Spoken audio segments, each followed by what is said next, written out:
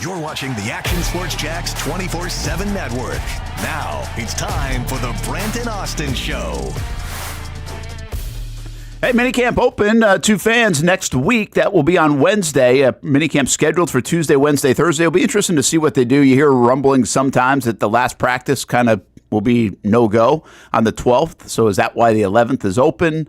Will Liam Coen make that call? Has he already made that call? Doug Peterson did that, remember? I think Doug Peterson might have just said, forget about minicamp in his first year. Get out of here. He might have done that. But Jaguars will be out there Tuesday and Wednesday. That will be it until really around July. I think it's going to be the week of July 20th or 21st, whatever that is. And those guys will be back at it, and there we go. So a bit of a break coming up. But, man, we have a lot of Jags. We have, in my world, I live in the content business, Austen Lane, and we have a lot of it. I said to our folks yesterday, Marcel and Liv, I was like, my head is mush because we have so much like this weekend for TV, let's just say, on Action Sports Jax primetime, 10:30 on Fox 30, 11:30 on CBS 47. We've got the Travis Hunter interview that we can kind of play in bigger chunks than we've been doing. We're doing this new Welcome to Danville thing, 40 years on TV, that starts this weekend. They caught up with Travis Etienne, Tank Bigsby, and Parker Washington this week. Yesterday afternoon, we got all the assistant coaches. We were able to grab those guys and talk to them for a few minutes. So there's like 10 different interviews. Today, Mason Smith is down in World Golf Village, and Marcel Robinson's down there. I got too much stuff, Austen Lane. Even with half-hour shows and 3-hour shows, it feels like I don't know where to put it all. Yeah, man. I mean, that's why it's great that we have the network. You know what I'm saying? You can play a bunch of those interviews here and everything, man. But I mean, listen, if you're having this problem now in the off season, what's it gonna look like when the regular season starts? Well, I know. Isn't that the funny thing is, like, you try to find almost stuff this time of year, and not right now, but sure, going into the next month, it's like, okay, we're in pretty good shape. And it is, you just mentioned something, the beauty of the network. We were talking about this. We might put together on the network like a half-hour, an hour show just on Travis Hunter, based on everything that we have, all the reaction to him so far this year. We might do like an hour show just based on the assistant coaches. So there's a lot of different ways to utilize it. You can find it. Whether it's on actionsportsjax.com, right here on the Brent and Austen Show. And we will have some of that. We will play the Travis Hunter interview in its entirety today about 11:15, so you'll hear that. Mason Smith, we're going to try to get on the show in some capacity over the next half hour or so. It looks like that event down there is a little bit behind schedule. And then we do have quarterback Tyler Huff from the Jacksonville Sharks as they play on Saturday night at the arena. And he stepped into an interesting spot. He's a local guy. He's going to join the show at 10:45. So we've got a bunch going on. I want to get to Liam Coen talking about Trevor Lawrence. Oh, yeah, Trevor Lawrence plays for the Jags. It kind of feels like that lately. But before we do that, holy Haliburton, my goodness gracious. There we go. There's the lead story we've been looking for. Yeah, man, that was absolutely insane last night. And once again, you know, I keep saying it, this may be one of the craziest playoffs that I've ever watched, and last night was no different. I think it was a tale of two halves for the Thunder. You know, that they played lockdown defense in that first half, and it looked like, okay, this is the Thunder team that we've grown to expect, right? This is the Thunder team that can keep up with Indiana, that probably has, in terms of talent, better talent than Indiana, and you saw that in the first half. And then in the second half, once again, like what we've seen the Pacers do this, and like it seems like every single game one now, whether it's against the Cavs, whether it's against the Knicks, they just find that spark in the fourth quarter, and it's led by Tyrese Haliburton, and last night was no different. So is it a team of destiny, essentially? I mean, when you have this kind of stuff happen, right? It's like, hey, you're a good team, obviously, to be able to do this and win. But then there's also a kind of a fortuitous luck factor in all of it where just everything's falling your way in the final couple minutes in crunch time to be able to win. I mean, it's looking like a team of destiny. You know, when you have, your starting five, I think, but they all averaged over 10 points. So it was kind of like a complete team game from the Pacers. I mean, take it for how you want. Like I'm still not gonna write off the Thunder. Like I still think the Thunder are the better team. I think the Thunder can still pull this whole series off. But it's just unreal how I feel like in the past, you know, with NBA games, and I get it, it's a game of runs. We always say that, right? But if you watch that first half last night and then you just turn it off, it's like, yeah, the Thunder definitely win. Like we've seen the story a million times. We've seen the story in the playoffs from them. And we've also seen the story from the Indiana Pacers. So yeah, call them the team of destiny, call, Tyrese Haliburton the most clutch player in the past, whatever, 20 years. Do whatever you want to do, man. But I still think you can't sleep on SGA and the Oklahoma City Thunder. I'm trying to think yesterday of what Haliburton has done. I saw a graphic somewhere. I can't remember where it was. It was like, they do one of those game-winning shot or tying shots in the last however seconds, of a game. And LeBron has 8 of them, which I think would surprise people, to lead the way since 1997, I think this stat went back to. And Haliburton now has 5 of them for this postseason in his career. So, I mean, it's ridiculous. It's crazy what he's doing. Now, he's a really good player, obviously. Some said overrated going in, so the kind of the combination of that's fascinating. But take all that stuff out and try to find somebody who's come up clutch in moments in sports to this degree. My mind actually goes to baseball for this because I think of a local guy, Daniel Murphy, back in the run for the Mets in 2000. Was that 15 or 17? 15, 16, 17, somewhere in there, where he won the NLCS. Remember, he was hitting home runs like every game. Hamby, you can remind me of this. Freddie Freeman last year, I know he hit the Grand Slam early on. Did he have a bigger, was it more than that for Freddie? Did he have a huge postseason? Well, he had a huge postseason with the Braves when he hit the bomb against Hader, against Austin's Brewers in the NLDS. Okay, so that was back in the Braves World Series. But, okay, but that was just one? I'm talking about like multiple. He had multiple moments in the World Series as well. Okay, so that's what I was kind of thinking. Austin, I mean, it's hard to do, right? Like you get Patrick Mahomes or a Tom Brady or somebody that has a moment. But even to do it to this degree, like moment after moment after moment in a postseason, so unusual. I mean, I think, Derek Fisher, made a name by doing that. Yeah. I feel like when you think of Derek Fisher, you don't think of the regular season, like how many points he averaged. You think of when it was crunch time and you had to win a game when everything meant the most. Like, I think Derek Fisher definitely fits that mold. You have to remind me, Derek Fisher, though, was that along like a couple of years, in a run? That's where he got the name. Oh, it was with a couple of years and a couple of teams, wasn't it? I mean, yeah, he had one with the Lakers for sure. Could have swore, I think it was mostly the Lakers, but he might have, I can't remember who the other team they played. I mean, he played for Golden State. And the Thunder. I know he was with Dallas for the Thunder, but with the Lakers, I don't know how many game winners he's had, but he's had a couple. Yeah. So, and I'm trying to, this is what makes it so unusual. Is like 4 of these in a postseason is insane. Yeah.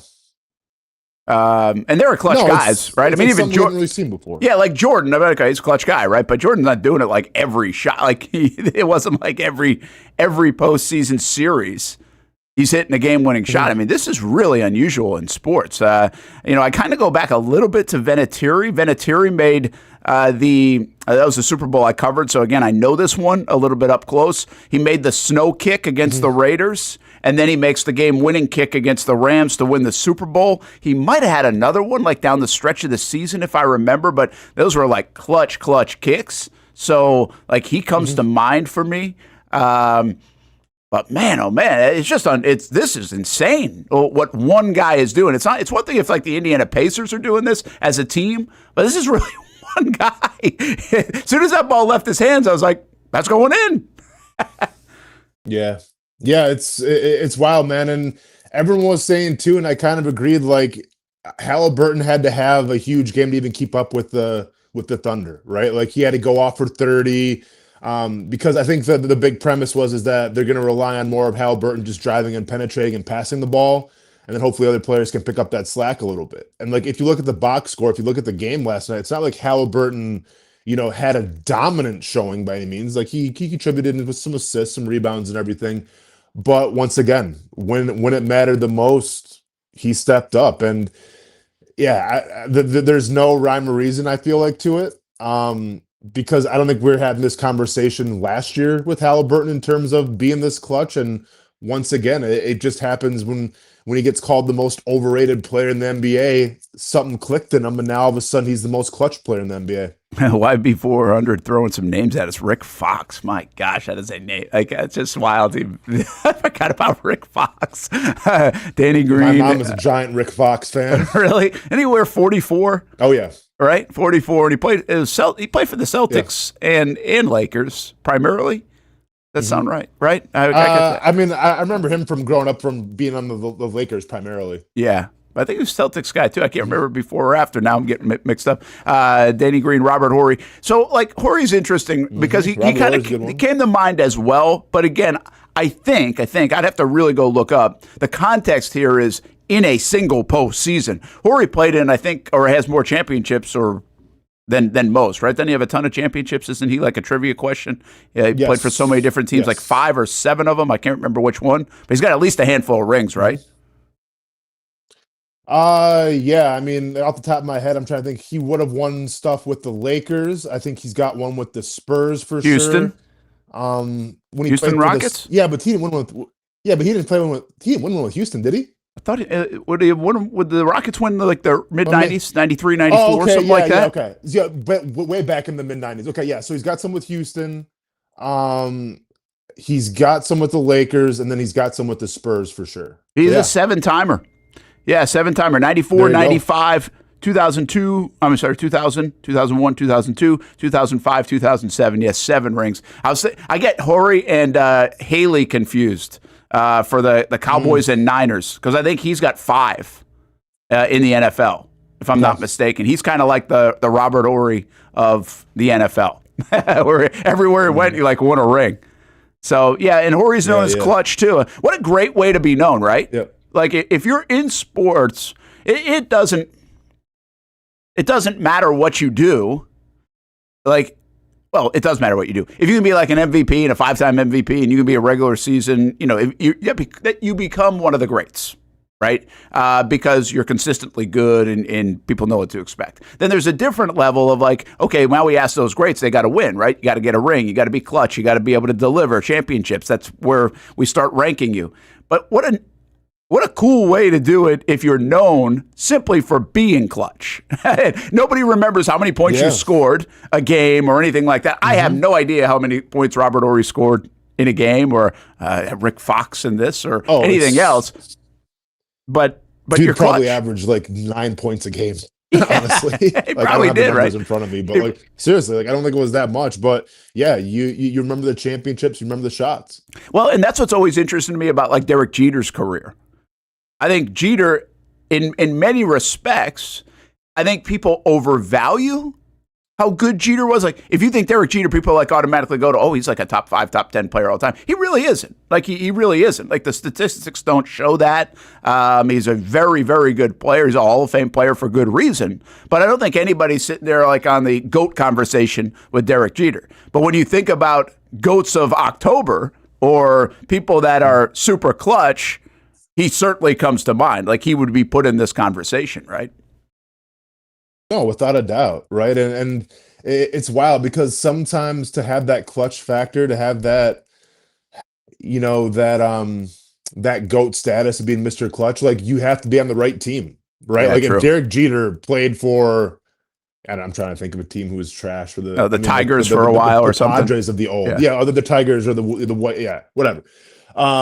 Yeah, like he wouldn't be in the conversation, but it just so happened that he played on a pretty damn good team that won games, and when the games were on the line, he was a guy that stepped up a lot, like Robert Horry or Derek Fisher, where it's like you happen to be on some pretty solid teams. Like the cool thing about Haliburton is just the fact of like you feel like he's willing his team to win it, right? Like when you talk about the Lakers championships runs, like okay, well you had Kobe, you had Shaq for a while. When you talk about the Spurs, like, okay, well, you had Tim Duncan, you had the Admiral for a bit, you had Kawhi Leonard then towards later. Like, you have all these great players. When you talk about the Pacers, okay, like, yeah, you got Siakam, you got Turner, and obviously you got Haliburton, but like, how often is the best player on that team the guy that's got to be the most clutch and like the go-to guy?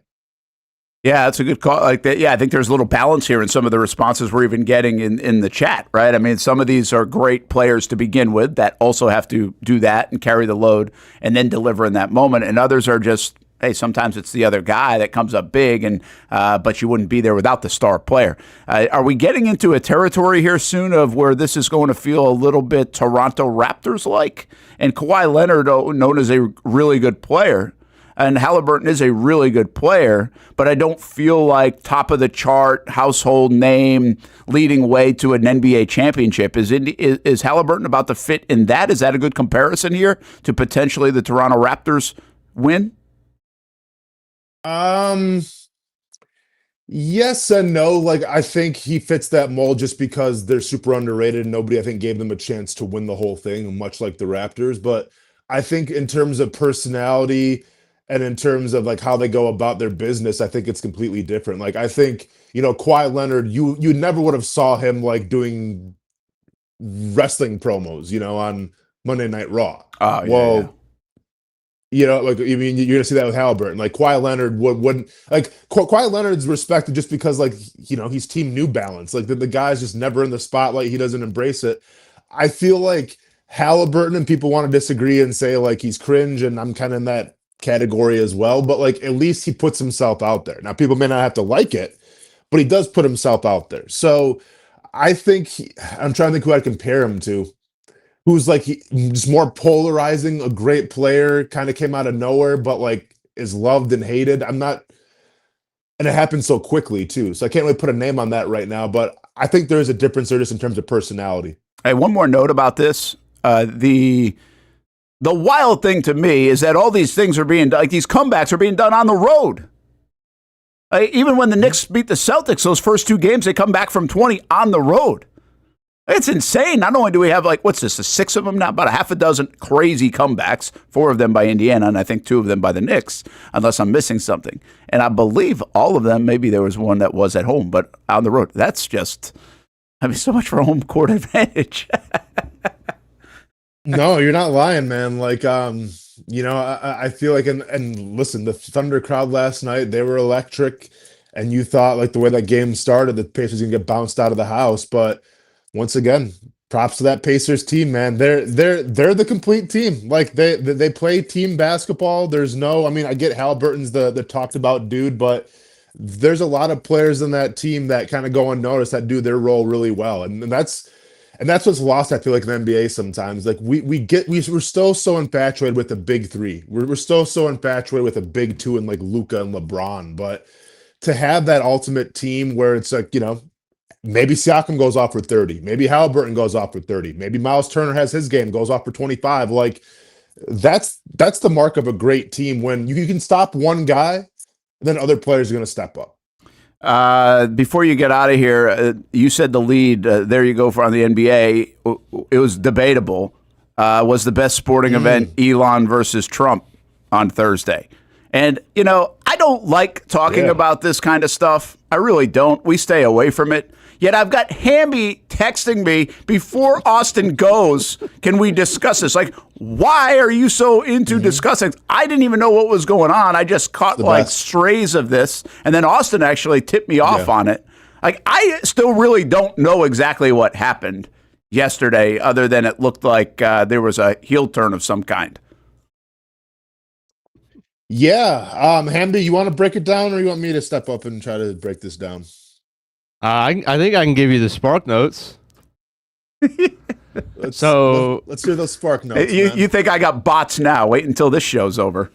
So I guess obviously, so Elon leaves his position of Doge, like, I guess about a week ago, and he does so. Which was the plan, by the way? Which was scheduled. Make sure you put that caveat. That was the scheduled plan. Oh, it was scheduled for him to go? Okay. According to both of them, I've said that. So he gets the key to the White House. It's kind of like the last hurrah, and Trump celebrates him. But he has a black eye. This is like, I think, about like a couple of days ago, a week ago. So everybody has no idea what that is, but we kind of just don't ask, okay? But they look all friendly. They're all, hyping each other up. Trump says, appreciate everything. Musk says, all right, I'm out. And now, because Trump has this huge bill, one big, beautiful bill, which, come on, man. We don't have to call it that. But Trump loves it. Musk calls them out like 2 days ago, and it was kind of surprising because, they were so buddy-buddy. They were just in the White House together. Obviously, they've pretty much ran together for the last couple months. But Musk is like, it's way too much spending. Trump says, no, it's not. It actually goes anyway. So fast forward to today. You want to go on 104.5 WOKV no, today? Fast forward to yesterday. Can we move this along? Let's go. 3:10 p.m. Musk just drops the bombs and says that, Trump's, he wouldn't have been elected if not for him, that he's unappreciative, that his tariffs are going to cause a recession at the latter part of this year, and that Trump is in the Epstein files. And then everything breaks loose. I'm telling you, I was on Twitter for like at least the next hour, and I was watching podcasts. Like while y'all were watching Haliburton last night, I was watching podcasts from left, middle, right to be like, what the heck is going on? What caused this? Oh, I'm sure you got the truth out of all of that. Yeah. No, I'm just curious. I think it's fun. I was entertained. All right. This was me. This was me right here. This was me. Yeah. Tennis match. Exactly right. So this is where my political affiliations have finally paid off. Right. And if you watch the show, if you listen to the show, whether it's this one, the old one, like when it comes to politics, man, I just ride the wave. Right. Like I'm not really tied to anything. Like, yeah, I vote and I exercise that right. But I'm not married to anybody. Okay. Because I think both sides, can be a little out there. And I think if we had a lot more empathy and a lot more understanding, and both sides kind of met in the middle a little more, we get a lot more done. But that's neither here nor there. This reminds me my senior year when I may have gotten a little bit of a trouble, so I couldn't leave for, so in high school, we had a thing where if you had good grades and you're a good student, you got to go home for lunch. And that was what I could do for like the first couple months, eventually get in trouble, had to stay, eat, like the hot lunch, the school's lunch, whatever. And I'll never forget, this is probably 1 month left of school. I'm not going to say last names, but there was a girl named Carmen and a girl named Marie. And this is a small school, obviously, in the middle of Wisconsin. And both these girls you describe as blue collar, rocking the Carhartt, bibs and everything. And I'm eating my lunch with some friends, and all of a sudden I hear a tray hit a table behind me. I look back, and these two girls, for whatever reason, were throwing fists and going at it. Now, even in high school, believe it or not, I was one of the bigger people in our school, and I think people were looking at me and be like, hey, get in there and like break it up. I mean, teachers were looking at me, friends were looking at me, and what did I do? I had my chocolate milk, I sat back, and I said, you know what? No. This isn't my fight, but I'm going to watch it. I'm going to be entertained. And this is exactly how I feel about Elon Musk and Donald Trump. I don't drive a Tesla. All right. I thought the Cybertrucks were kind of cool. I'm not tied to Elon Musk. If you're asking me, hey, maybe fix Twitter a little bit for my friend Brent Martineau. Nevertheless, and I'm not tied to Donald Trump either. So I literally have no dog in the fight. And when we talk about sports, like, if you're watching the Stanley Cup, if you're watching the Super Bowl, if you're watching the NBA Finals, usually you can say, I don't care who wins, but deep down, there's a team that you're secretly rooting for. Yeah. That's the rule. Like, I swear, like, you can say, I just want to see a good game. Do you, though? Or do you want to see a certain team win a little more than the other? Usually that's how it goes. Dudes, I can sit here and say on a Friday that I do not care what happens. I'm just going to buckle in, enjoy my popcorn, and let the chaos ensue because I don't care. Like, this is the Super Bowl of all Super Bowls because I can't lose. You have one of the smartest people ever, one of the most rich and successful people ever, and then you have one of the most charismatic, polarizing leaders, powerful of the entire free world. But you can't lose. Yeah, that is a popcorn getter. Like you just hit on something. First of all, I can't believe old Carmen and whoever else got brought into this whole thing. But Marie. Yeah. What a parallel. So they're sitting at home. Somebody's going to cross their Facebook. because one of my friends in the group chat goes, "Hey, does this kind of remind you guys of the Carmen and Marie fight back in 2006?" And we're like, it really does. Yeah, that's a good point. That's a good reference. I liked it. I like the analogy. Yeah. But I will say this. I don't care about Indiana or Oklahoma City. And to your point, at some point in the series, I may shift, right? Emotionally might be like, you know what? I genuinely don't care. Like, I have no feelings for either one. But I may, by game 3, say, you know what? I'm kind of rooting for OKC here, right? So I wonder at some point, if you get off the sideline and are like, all right, wait a minute. Now this has hit a point where I'm now emotionally attached to one side or the other. Yeah. Yeah, I mean, and listen, that could be the case. I'm trying to visualize like what would make me sway to a certain side, and man, it's hard to say. But as it stands right now, Brent, I'm right in the middle. And listen, man, I'm just chilling and enjoying the ride here. Hamby, I mean, I'll let you say your piece. I'm sure it feels like your two parents are fighting right now, so I apologize to you. But hopefully you can still find some entertainment in this, Hamby. It's gonna be okay, man. I'm finding we're here for you. I'm finding total entertainment in the whole thing. Okay. I'm good to sit back and watch this one. This is crazy. I just want to show this, please, of Brent going back to the bots, and then the bot immediately saying that the gentleman's analysis is very good. All I care about is the bots get fixed. And listen, and with all due respect to Casey Kurtz, because I know that he needs me to retweet everything, the minute that I start to retweet like the Brent stuff was the minute that the bots started coming after me. Dude, I'm washing my hands, Brent. I'm on the sidelines until further notice. I'm sorry, Casey. I know you gotta get those retweets and those views. I'm not about to get infected with Brent Martineau's bots. So I'm just chilling right now. It's unbelievable.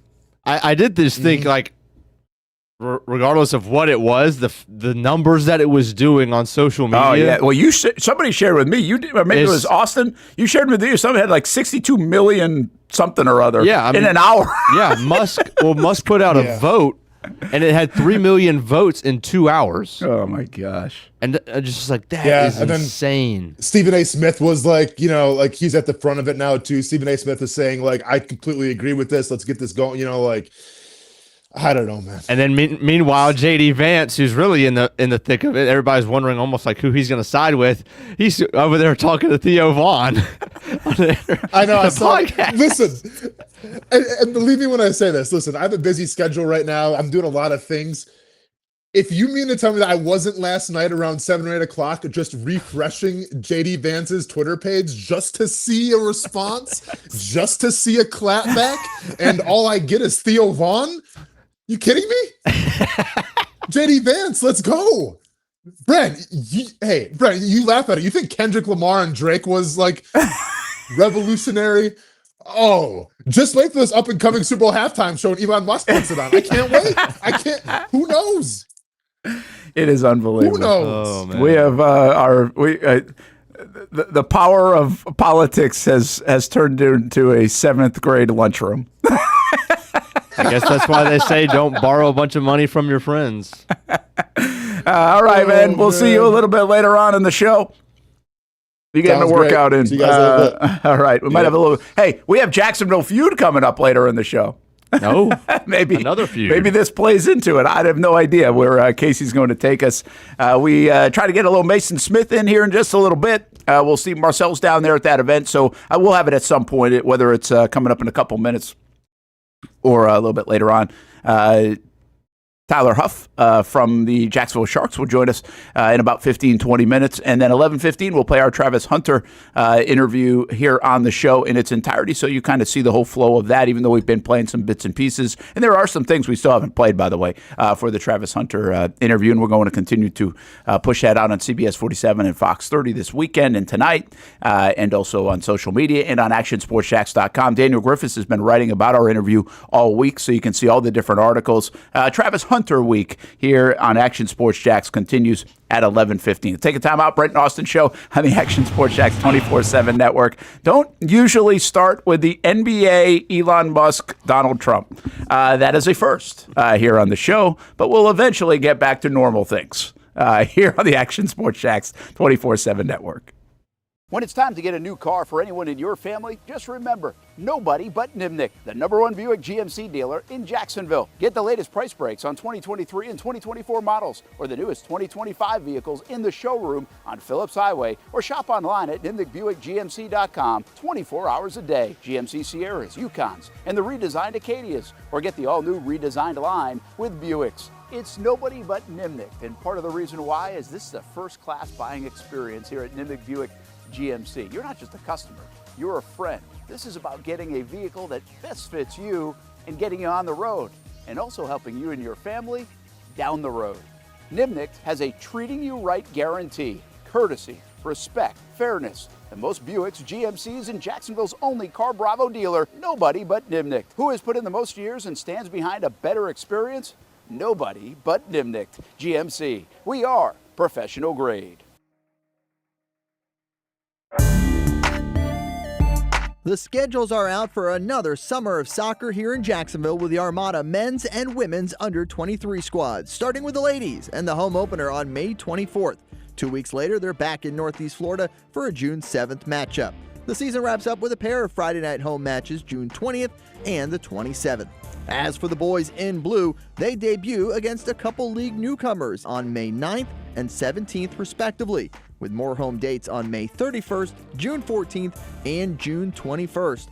All those matches are at Edward Waters University, and you can watch them live on the Action Sports Jacks 24/7 network. Those teams are a big focus on Fleet and Footy, covering the big soccer stories each week on the Action Sports Jacks 24/7 network. I'll put one in the back of the note for you. Join us for player profiles, fun interviews, and the very latest on the Fleet and all things footy. That's every Thursday at 2 p.m. I've been telling you about CGC Water Treatment and Plumbing for a long time now. Their drinking water systems remove up to 99% of contaminants. We've had a Canady water softener and drinking water system in our home for more than 7 years. You can see the difference whether you're washing clothes, the dishes, or what I like to do most, fill this up for some coffee every morning, and mostly all day. Remember, if you're not filtering your water, you are the filter. Don't be the filter. Right now, you can get a free Canady reverse osmosis system with a purchase of a Canady Premier Softener. The experts at CGC Water Treatment and Plumbing will test your water for free and determine your water score. Don't know your water score? CGC will find out and recommend the appropriate Canady water treatment solutions so you can improve it. Call 904-552-1242 or visit cgcwater.com. Ask about our 90-day love it or leave it guarantee. CGC Water Treatment and Plumbing, an authorized independent Canady dealer. Florida license number CFC 1432579. There's a saying in sports, you can't win them all, but you can win a lot with good folks on your team. Like that one painter, First Coast. It's tough to beat the sun in Florida, so your home fades. It's tough to beat that HOA when they come calling. Beat the sun, beat the HOA with that one painter, First Coast. And it's a good time to do it. Less rain to work around, and painting in mild temperatures is perfect. After all, the paint bonds to the surface so much better. Give that one painter First Coast a call at 904-417-3557 or look them up at first-coast.thatonepainter.com. Fast estimate, guidance on color and HOA requirements, and the highest quality job you'll find anywhere. Be a big winner in your neighborhood with that one painter First Coast on your team.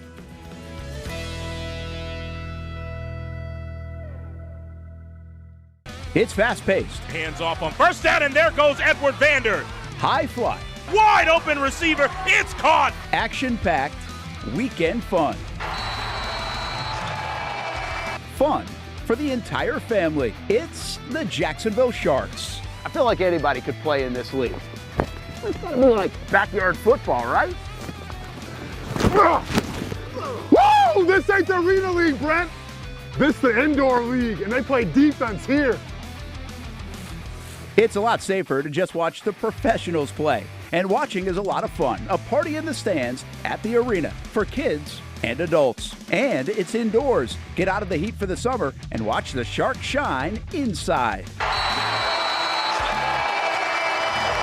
Jacksonville Sharks football, season number 15. It's the Drive for 5, and it's still alive. Get your tickets at jacksharks.com.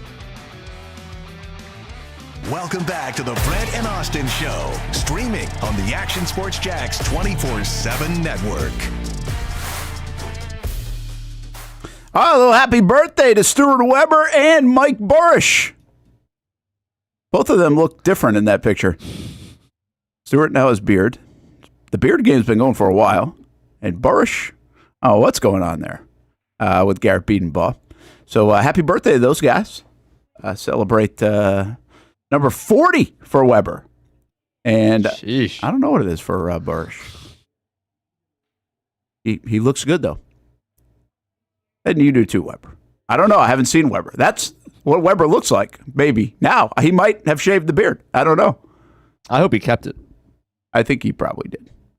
I think we have seen him during the Armada games, which, by the way, we do have a Jacksonville Armada women's game tomorrow at 3 o'clock on the Action Sports Jax 24/7 network. So tune in for that. And you can get on down to the Jacksonville Sharks game, too. That is tomorrow night at 7 o'clock down at the arena. We'll have Shark Bites coming up tonight on the network, 7 o'clock, and we'll show it again at 1. We'll actually have the QB of the Sharks coming in just a few minutes. We're also planning to hear from Mason Smith in just a short time, so let's speed this up a little bit and get things rolling. Trevor Lawrence, I feel like I don't say his name. Of course, said Travis Hunter's name a lot. And then even Brian Thomas Jr. was a big topic yesterday when we met with assistant coaches, and he has been this week because he talked on the podium. But my goodness, it feels like Trevor is like, oh yeah, Trevor.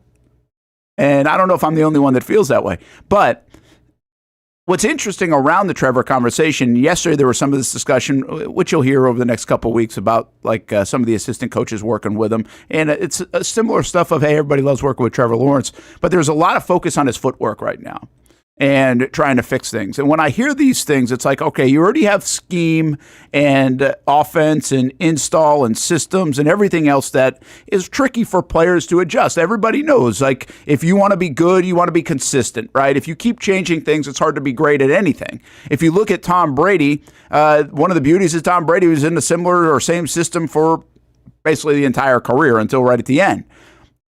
The success comes with that. If you want to look at Alex Smith, he had 7 different offensive coordinators in 7 years. He gets to Kansas City. He's in it for a couple of years. And guess what? He's an MVP candidate before Mahomes takes over and before the devastating injury. He's playing really good football.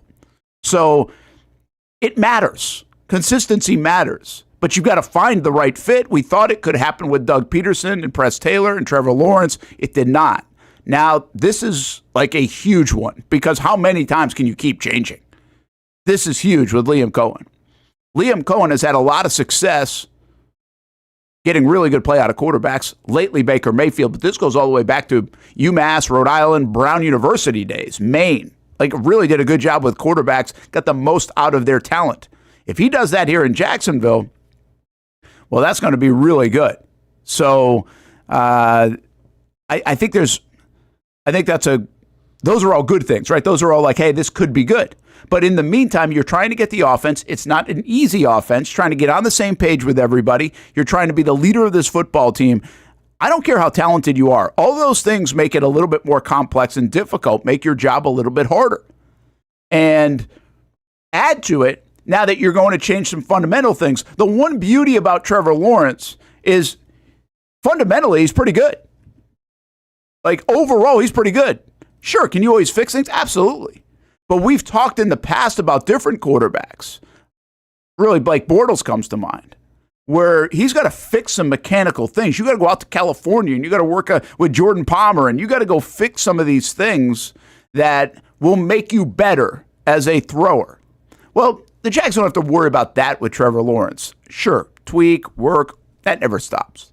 But this feels like a pretty significant, to me, at least on my ears, of working on fundamentals. And I can't sit here and lie to you. That concerns me a little bit because a 25-year-old Trevor Lawrence has a lot on his plate. Another new coaching staff, obviously the turnover in players, including at center and the offensive line a bit. Coming off injury, the expectations, another new offense, and now you're going to change some stuff footwork-wise and everything. That's a lot to think about. So can you get him playing the right way, the way you want him to play in time for the season, I think is a big question. We're going to hear from Liam Coen on that in just a moment. But first, I think we have Marcel Robinson down there with Mason Smith and the Jags defensive lineman down an event at World Golf Village. So are we going live to Marcel Hamby, or is he in a... It's with Marcel. All right, let's throw it down to Action Sports Jax. Marcel Robinson. He is hanging out with Mason Smith right now at a loud place, so I hope you can hear us, Marcel.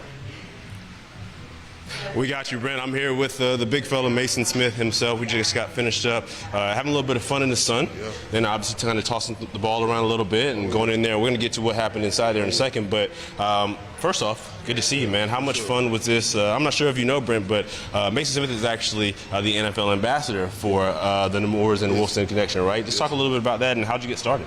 Man, I really just was trying to get into the community early on when I got here in Jacksonville, and Nemours came to me, and we kind of worked out something to where, me and BT both became the ambassadors. And I mean, it's been a great partnership. We've done a lot of things with Nemours already, and we're trying to continue to, through the future, continue to grow with them and, do some more things with them.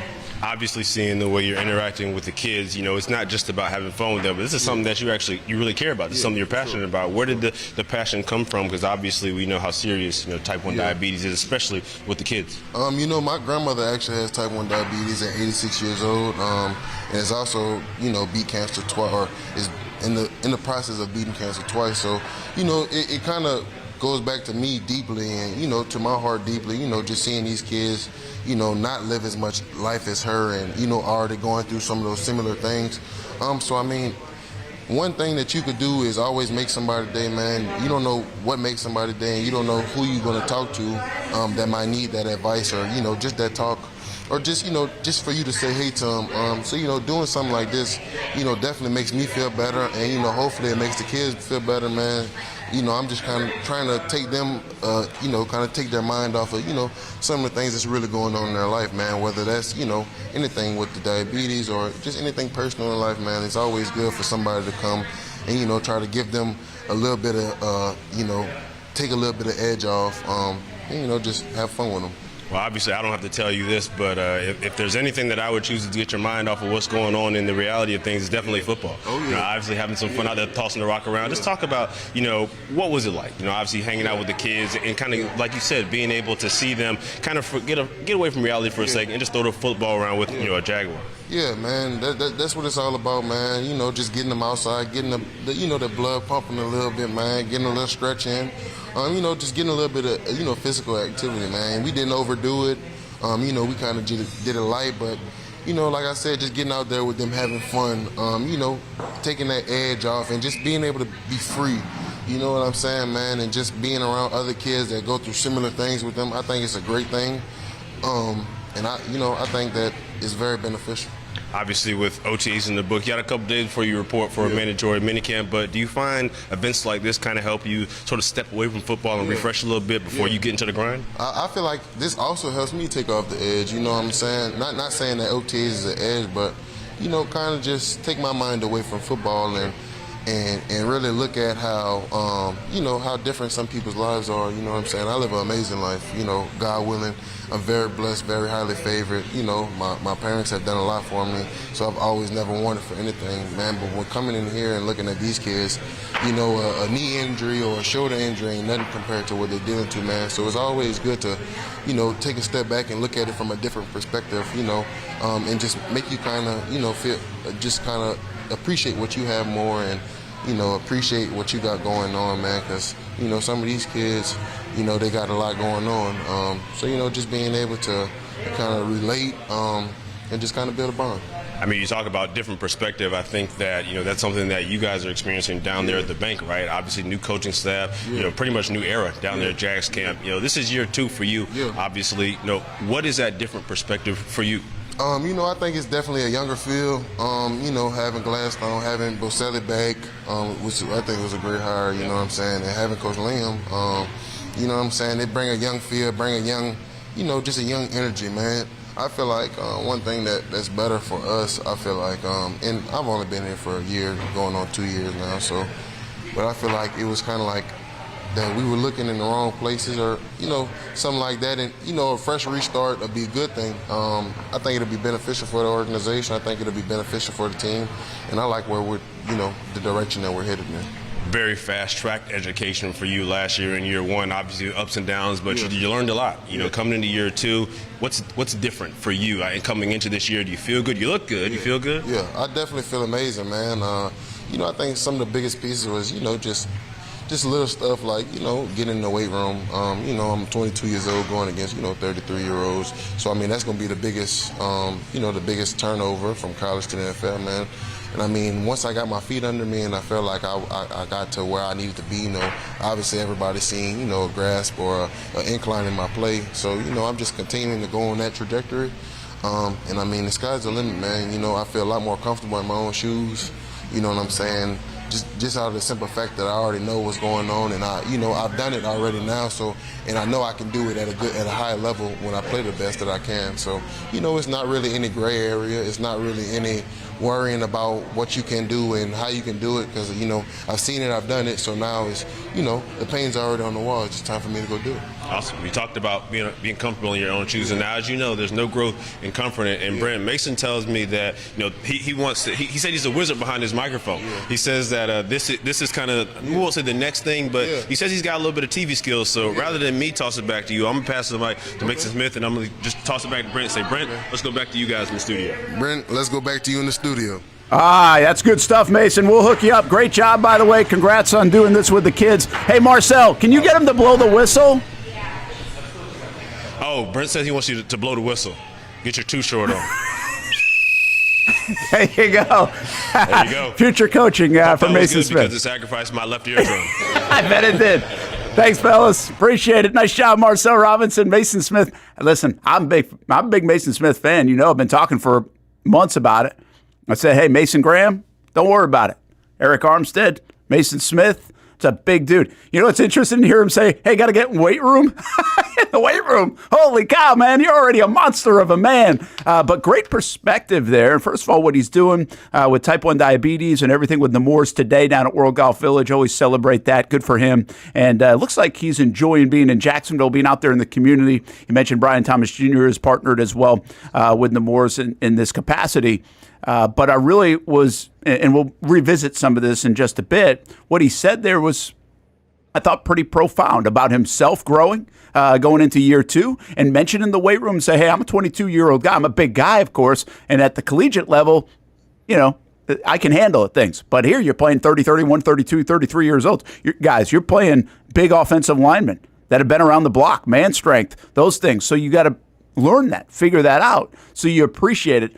And he started to say, and didn't go too deep into, kind of something that we've referenced in the past. Didn't it feel like the Jaguars were grasping at straws a little bit last year at times on offense and defense?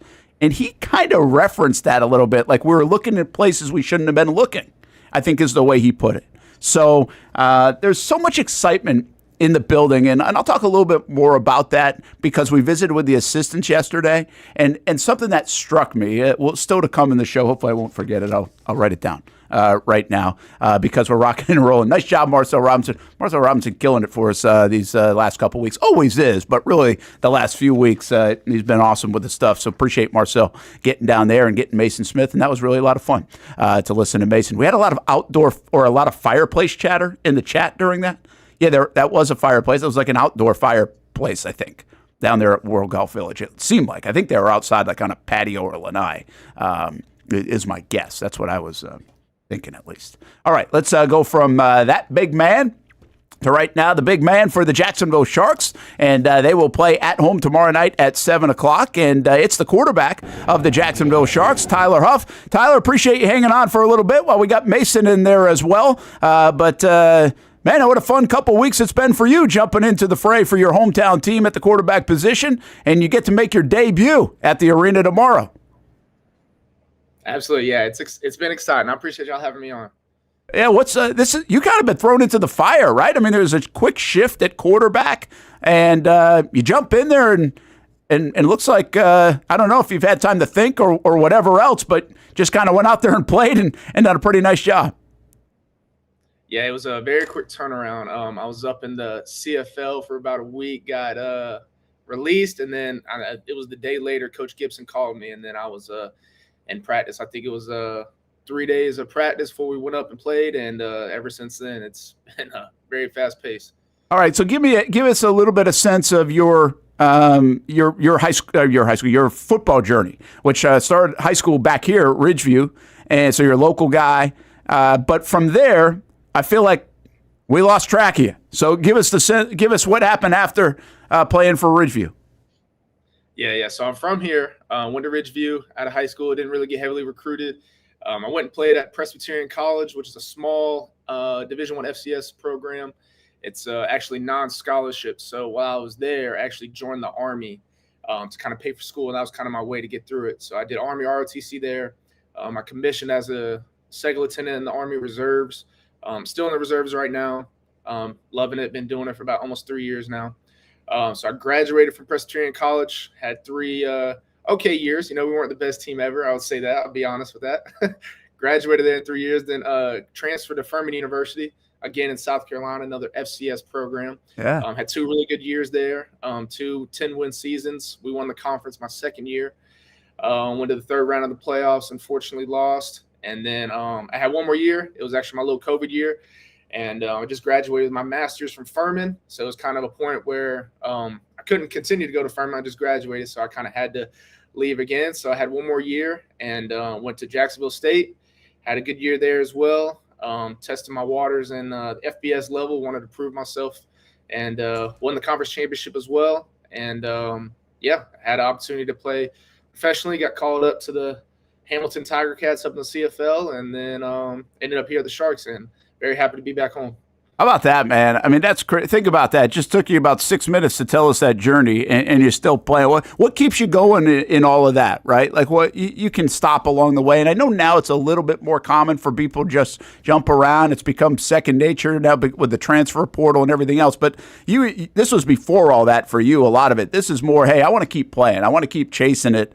You could just – it seemed like you went to a lot of good places where you could have just settled down and got out of ball. What kind of kept you chasing that? Right, yeah. I mean, it was really love for the game. I mean, I played this my entire life. Like you said, the transporter wasn't very big when I was there. I had to leave Presbyterian College because they didn't have any master's programs. Obviously, I wanted to go further my education, get a higher degree. So that's why I left and went to Furman. And then same thing. I had another year eligibility when I was done there. I couldn't stay at Furman. I would have loved to. Great university. I loved it there. So, again, I had to leave. So both my transfers weren't, because I just didn't like the spot and I had to go. It's kind of like if I wanted to keep playing, I had to go somewhere else. So you go play in – so your stints here professionally, you go to Canada and you're playing – like that's a big field, like even bigger. And now you come and play for the Sharks, and it's like a small field. Like just even that alone is you must be like, damn, like this is pretty unique. Yeah, it was very different. I will say Canada did help me with the extra motions because they are just like arena. You can send everybody in motion. I know arena is a little different. You listen to arena. The field is 65 yards wide, and you have 12 guys on the field. So, and you can actually send all 5 receivers in motion at the same time. So, I'm not gonna lie, those first few days of practice, seeing all that my head was spinning. Definitely don't see that in American football. But it was actually, oddly enough, it was a good transition into arena, seeing those motions, that kind of thing. But again, the field being probably a third of the width is very different. Yeah.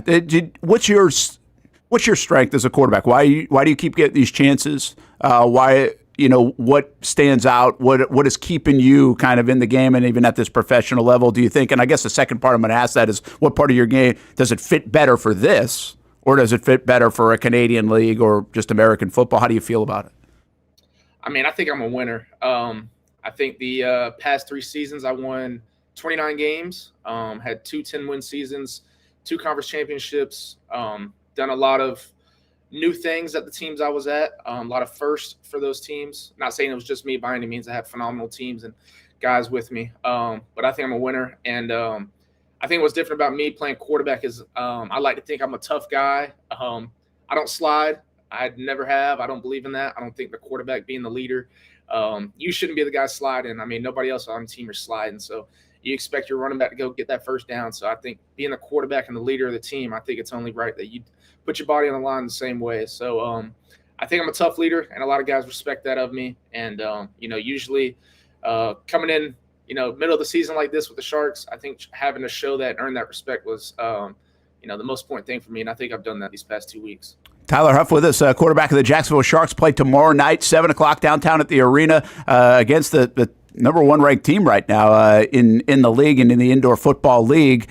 So obviously a big, you join a team that really feels like they're good and good enough to win. So you get that responsibility to kind of add to that resume that you just showed us about, right? I mean, there's a little bit of, hey, you got to hit the ground running and give us a chance kind of thing, especially when you go against a team like this tomorrow night. Absolutely. Yeah. I mean, I'm not saying the pressure's high, but if I'm a plug and play kind of guy where, I was brought in the middle of the season to kind of fix a spot. There was some injuries. So I was obviously expected to come in and win immediately. And, obviously we didn't get done last week. So right now I'm 1-1 in my professional career. So not great. But like you said, we get a huge challenge tomorrow night, actually playing Arizona. Be a really good team. I think it'll be a good test. I'm excited. My first home game. I got tons of friends and family coming to watch and support.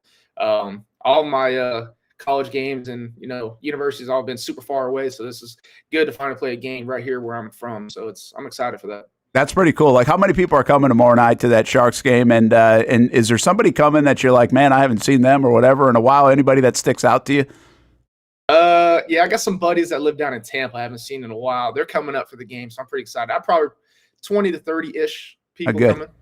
That's cool. I'm going to set myself up here for something that I might like, and you mentioned like other stations. But did you ever make it on the Friday Night Blitz back there with the Ridgeview Panthers on our high school Friday night show? I mean, do you remember? Did we put you on? Because Ridgeview's been just okay. I want to make sure we covered the Panthers a little bit.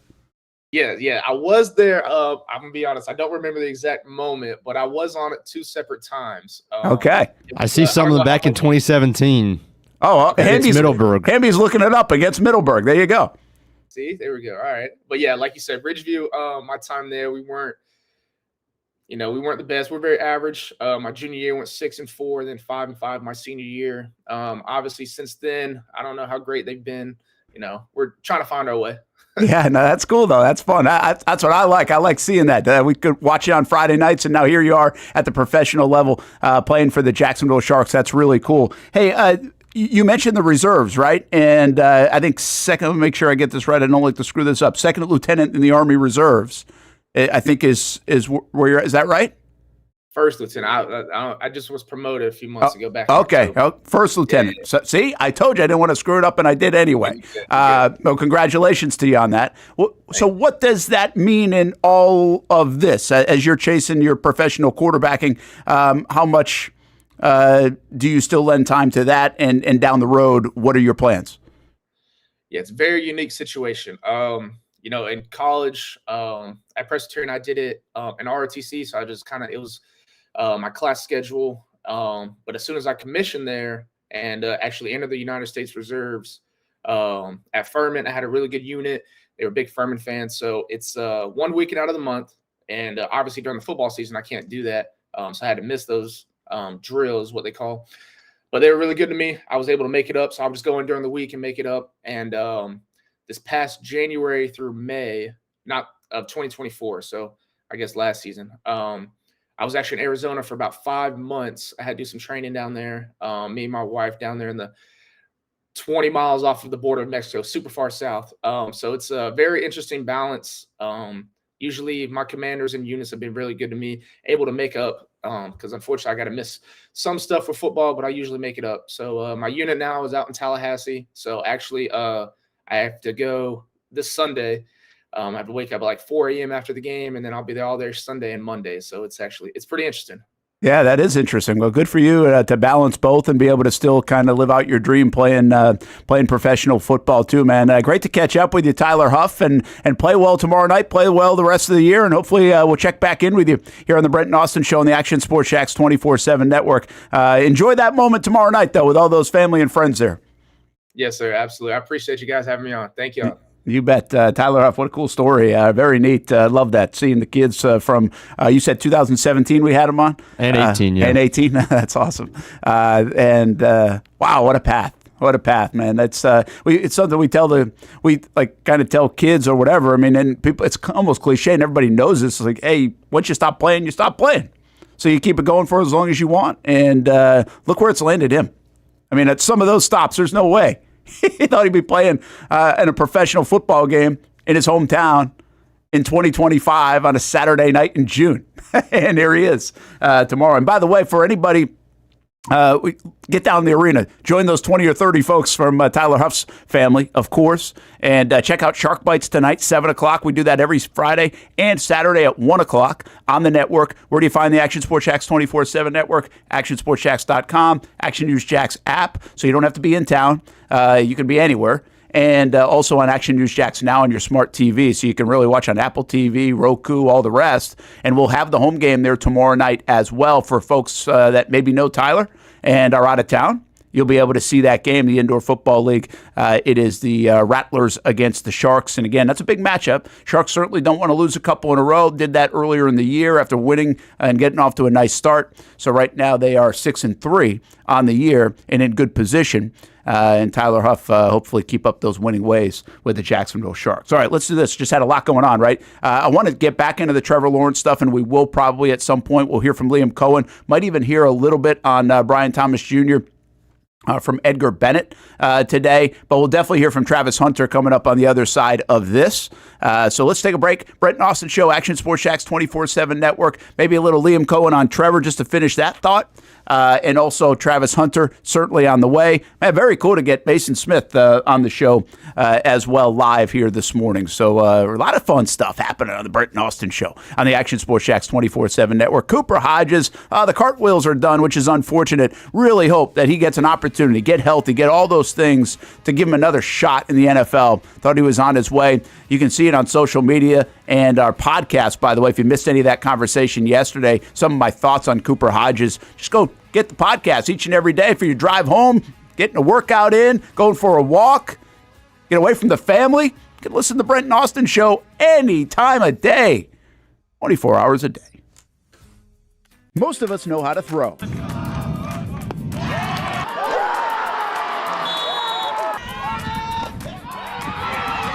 But you need to know what to throw. I'm not talking about footballs, baseballs, softballs. We're talking about those items you need to recycle. Republic Services explains it easy. Recycling simplified. 1. Know what to throw. When in doubt, throw it out. 2. Empty, clean, and dry those materials. It takes an extra minute, but it makes a big difference. And 3. Don't bag it. This makes the recycling process faster and more efficient. This is a look at the Republic Services North Florida Recycling Center. You can make this process even more efficient. By utilizing those 3 steps, Republic Services can help you become a better recycler in your home. Learn more at recyclingsimplified.com. For the game day hustle and every day in between, juggling my show Jags Social to going under the Friday night lights and a social life, it's a daily tournament, but this ride, MVP status.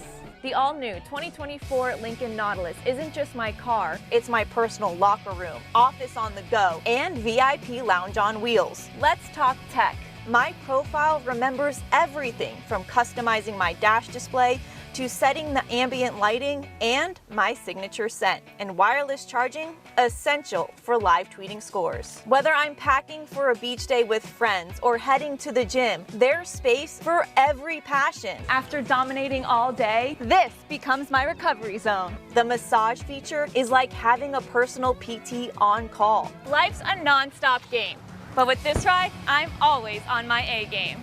The 2024 Lincoln Nautilus. Drive your passion. You trust CGC to make your water great, and now you can trust CGC with your plumbing needs as well. Fast, convenient scheduling, licensed and insured. A quick call away at 904-552-1242. You never know when you're going to have an issue with a shower, toilet, or maybe it's a sink that sometimes is easy to fix. All right, let's be honest. I'm not fixing anything. I'm totally staging this because when I have a plumbing problem, I call CGC Water Treatment and Plumbing. Trained professionals, transparent pricing, customer satisfaction. Small problem or even a bigger issue. Save 10% off any water heater plus no trip charge. The experts with 25 years of experience at CGC Water Treatment and Plumbing can do it all. Call 904-552-1242 or visit cgcwater.com. For a limited time, CGC is waiving the trip charge on all related plumbing calls. CGC Water Treatment and Plumbing, an authorized independent Connecticut dealer. Florida license number CFC 1432579.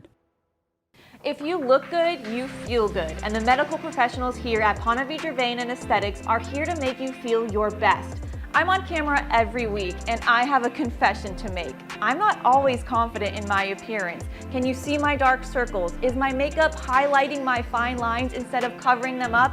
I question it all. So when I found out about the wide variety of procedures here at Ponte Vedra Vein and Aesthetics, I knew help was just one appointment away. Medical Director Dr. Megan Deacon Casey and her board-certified physicians have been using the latest in cutting-edge technology for the last 10 years, giving men and women their personal confidence boost. From Botox, fillers, Morpheus 8, and so much more. The hardest part was figuring out what I needed. Thankfully, the medical team walked me through what would work best for me through a free consultation. Come look and feel your best with the team here at Ponte Vedra Vein and Aesthetics. Visit them at one of their 2 locations, either over in Ponte Vedra or on the south side.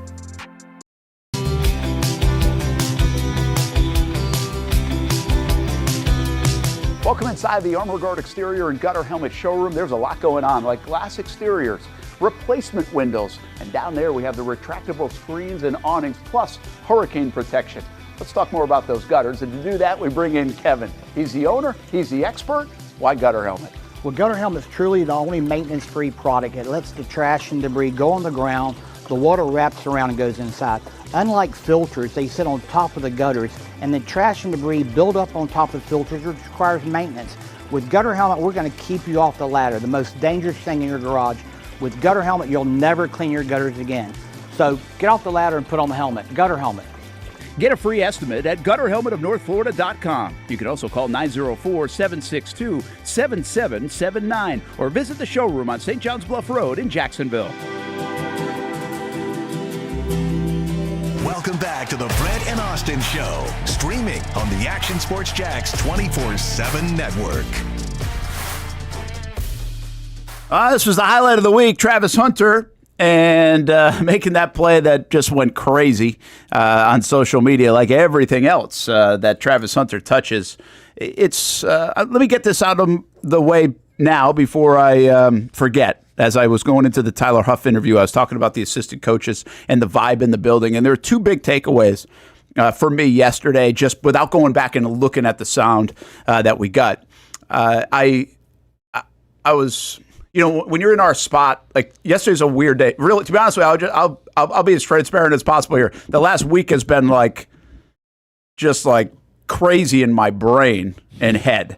Because we had the interview with Travis Hunter about a week ago now, so Thursday last week. Mm-hmm. And then on top of that, so we're kind of figuring out, there's just a lot how to put it on all our different platforms and everything else, but also doing the interview. And then on Tuesday, we actually sat down with Tony Baselli for about an hour for an upcoming show that we're debuting in July. So you'll hear that coming up, and a lot of other guests that we're talking about, storytellers of the 904. And it's really less about this year's football team and more about time in Jacksonville. So then there was that in the old brain as well. And then yesterday, we get this time with 40 minutes or so, I think, with the offensive staff and the defensive staff, guys that you don't hear on the podium all the time. So this is really the only time you'll probably hear from them, unless there's some one-off stuff down the road. And so you're kind of doing all this background work. And as you know, in my mind, Hamby, you kind of got 3 hours a day here and other stuff going on anyway. But it's catching up to, who are these guys? Where are they all from? They're all trying to get some angles on him. If you could investigate my brain right now, it probably wouldn't be the sharpest of all things, and not that it usually is. So when you go through all these interviews, and then when you really do about, what do we do, like 10 interviews? I think Liv and Marcel were over there, so we kind of split some of up, but 10 or 11 people yesterday in that assistant coach setting. Mm-hmm. You don't really digest all that going on in real time, right? But I did have two kind of takeaways driving out of there yesterday with the assistant coaches. And one was on Travis Hunter. It's just like, I should say, I'm going to combine Travis Hunter and Brian Thomas Jr. Mm-hmm. And Travis Hunter and Brian Thomas Jr. and just like this thought that everybody has, you guys in the chat, everybody on social media, people we interact with, us in the media, like these thoughts that, hey, this could be pretty good, right? And I always look at players and coaches who know what that really looks like, that aren't blowing smoke. You can be positive from where I stand, but you don't really know, like, when a guy runs a route, does that look like greatness, right? Like, I just don't know. So, and I don't pretend to know. But those guys do. Those guys see a guy make a move, and they're like, whoa. Brian Thomas Jr. brought this up in his interview on Thursday. Yeah. He said he snuck out during minicamp to take a look at Travis Hunter. And he said just his movements, and he also said he liked the fact that when he didn't do a drill well, he got right back in line and did it again. Right. Right? So it tells you about the makeup of a guy. That's what it told Brian Thomas Jr. Well, one of the big takeaways, and you'll hear some more of the sound as it goes on the coaches, is they're saying a lot of the same things that everybody's saying, right? The juice in the building. The guy's got a smile. He loves being there. He's a great human being. Like, all these things. Boom, boom, boom, boom, boom. Everybody's saying it. But they're like, man, it's like the look in their face says everything else. It's like, whoa, right? It's like, this dude is as advertised. Right. And then what they say about Brian Thomas Jr. and the rave for BTJ developed. It wasn't an early wow, right? I don't even think people were talking about him in camp, quite frankly, to a crazy degree. We were watching him, but everybody's like, whoa, no, that wasn't it. Season starts to go, everything starts to build, he has a great year, then they're like, whoa, this guy's good. Then you get the Liam Coen and this regime who don't really know much about him, who take a look at him and they're like, whoa, I've told you that before, right? The Coen stuff is, I think, very loud when it comes to Brian Thomas Jr. Then these guys yesterday, same thing, a lot of that. So what you start to feel is these dudes are about as special as you think they are. Like, now you got to prove it. You got to go do it. You got to stay healthy. You got to produce. You got to win. But it doesn't sound like anybody's blowing smoke on these two guys, is the point. And that's a huge thing. That's like what's real and what's hope. Well, it looks pretty damn real that these guys are legitimately good football players. And that is, somebody said it too, hey, when you have some of this stuff, you know it's going to look okay on Sunday. You can just tell. And I think it was Bill Sheridan, who's been around the sport for a long time. And he said something like this, like, you can just tell when a good football player. And that is what he was talking about with Travis Hunter. Well, we've seen it now with Brian Thomas Jr., but there's almost some next level stuff. I think it was Edgar, who you may have pulled some of this, and we're not going to play it right now. But if we get to it today, I think he said something like, oh, it reminds me of a guy. And I was almost like a little disappointed. I wasn't at that table, and I was like, hey, are you guys going to ask him like what guy he's talking about? Because they never did. Yeah. At least while our cameras were rolling. I was like, hey, ask, like, what's the guy? Now, I think he was talking about Devontae Adams. Oh, okay. Unless I was thinking about something else. He was in Green Bay and in Vegas. Edgar Bennett was. So he's seen all of Devontae Adams. Because he mentioned he's a guy that's going to wear a gold jacket someday. Right. Devontae Adams was that, right? Yeah. Right? Yeah. So, I mean, that's what we're talking about. People saying that. People don't usually like to say those kind of things, but they're saying those kind of things about these two. So I think that's huge. The other takeaway is just the vibe in the building, man. Like this whole juice thing. I said to, I think I said to Marcel and Liv when I was walking out, I was like, you don't, at the NFL level, you don't usually hear people talk about this so much. People talk about like the energy and the juice and the relationships that are being built, and these guys really care about these. That's really was my walking out of the building takeaway to Liv and Marcel was that. It's like, wow, like why does that say more about the old staff and how they were not relational? I don't necessarily think they were bad human beings that were coaching this football team.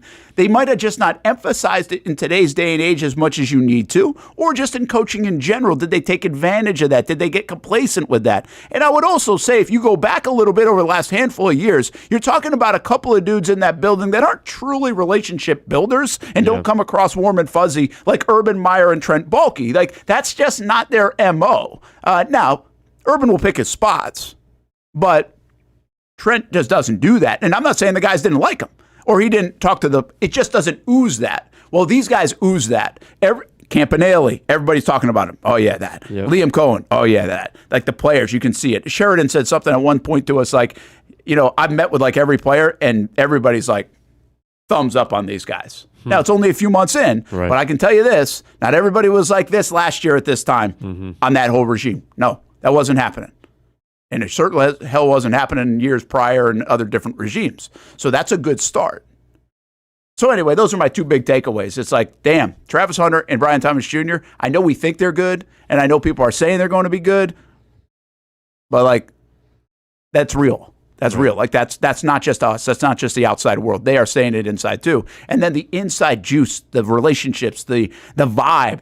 And I give Tony Baselli a lot of credit, too. I think he's helped change some of that vibe in there as well. You're not going to see that as much or feel that as much as a fan, but I can. I know some of the things that have happened in there, and just it's not even worth articulating and talking about. I can just tell you, I think he's a part of the solution when it comes to some of this stuff that seems pretty elementary, but hasn't really existed too much in the building. And so I just give a lot of credit right now to that. And I don't know what it means in September, folks. I don't know what it means for this regime. Just kind of saying it how it is in real time.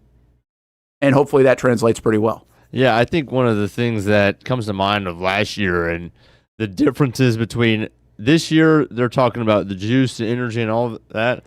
Correct me if I'm wrong. I think I heard a lot of last year, just got to show up to work every day and do my job. Right? It felt like mundane, just got to show up to work and be a professional, which is very important. But it's almost like emotionless. It's professionalism. Great point. Right? And yeah, that can be a good thing, but it can be emotionless. Right.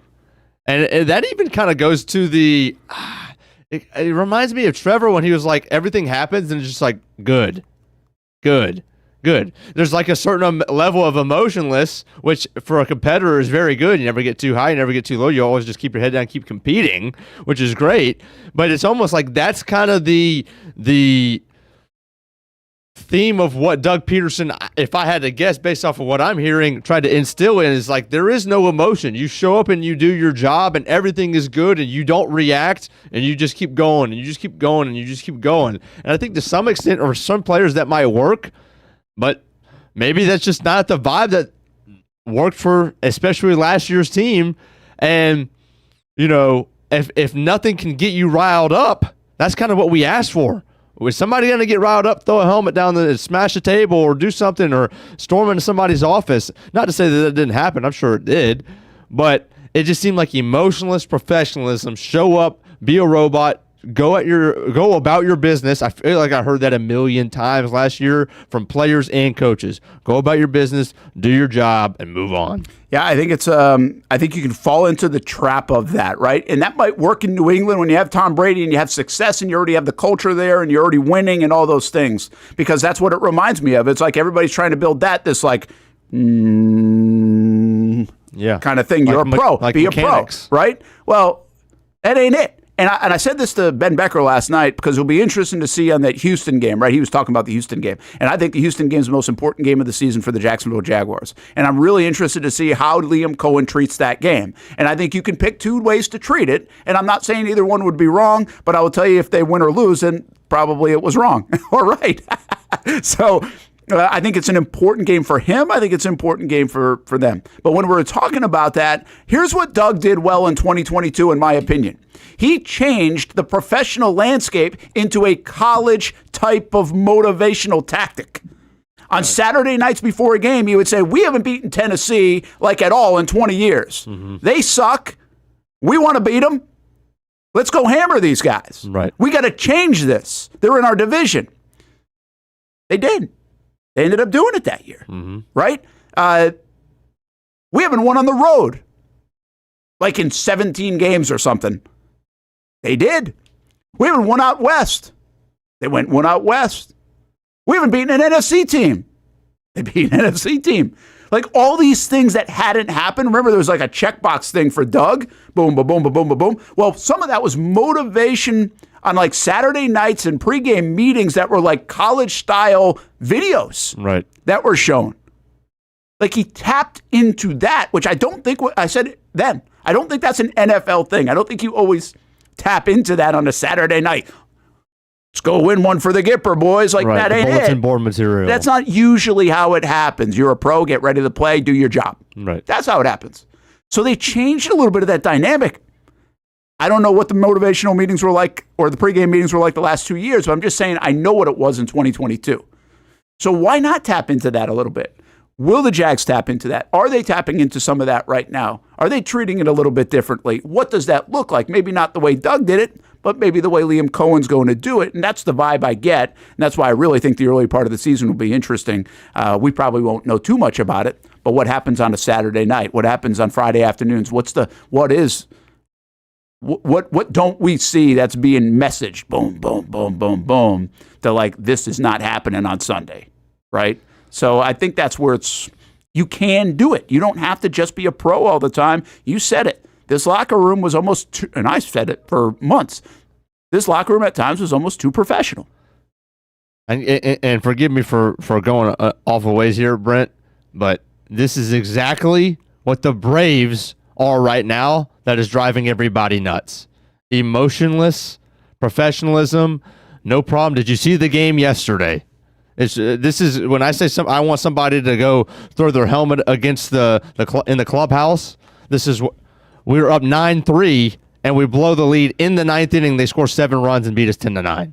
Yeah, and it's like we've lost like a bunch in a row, and it's just like everybody is standing there like this. Yeah, like at what point? At what point does somebody like throw a temper tantrum?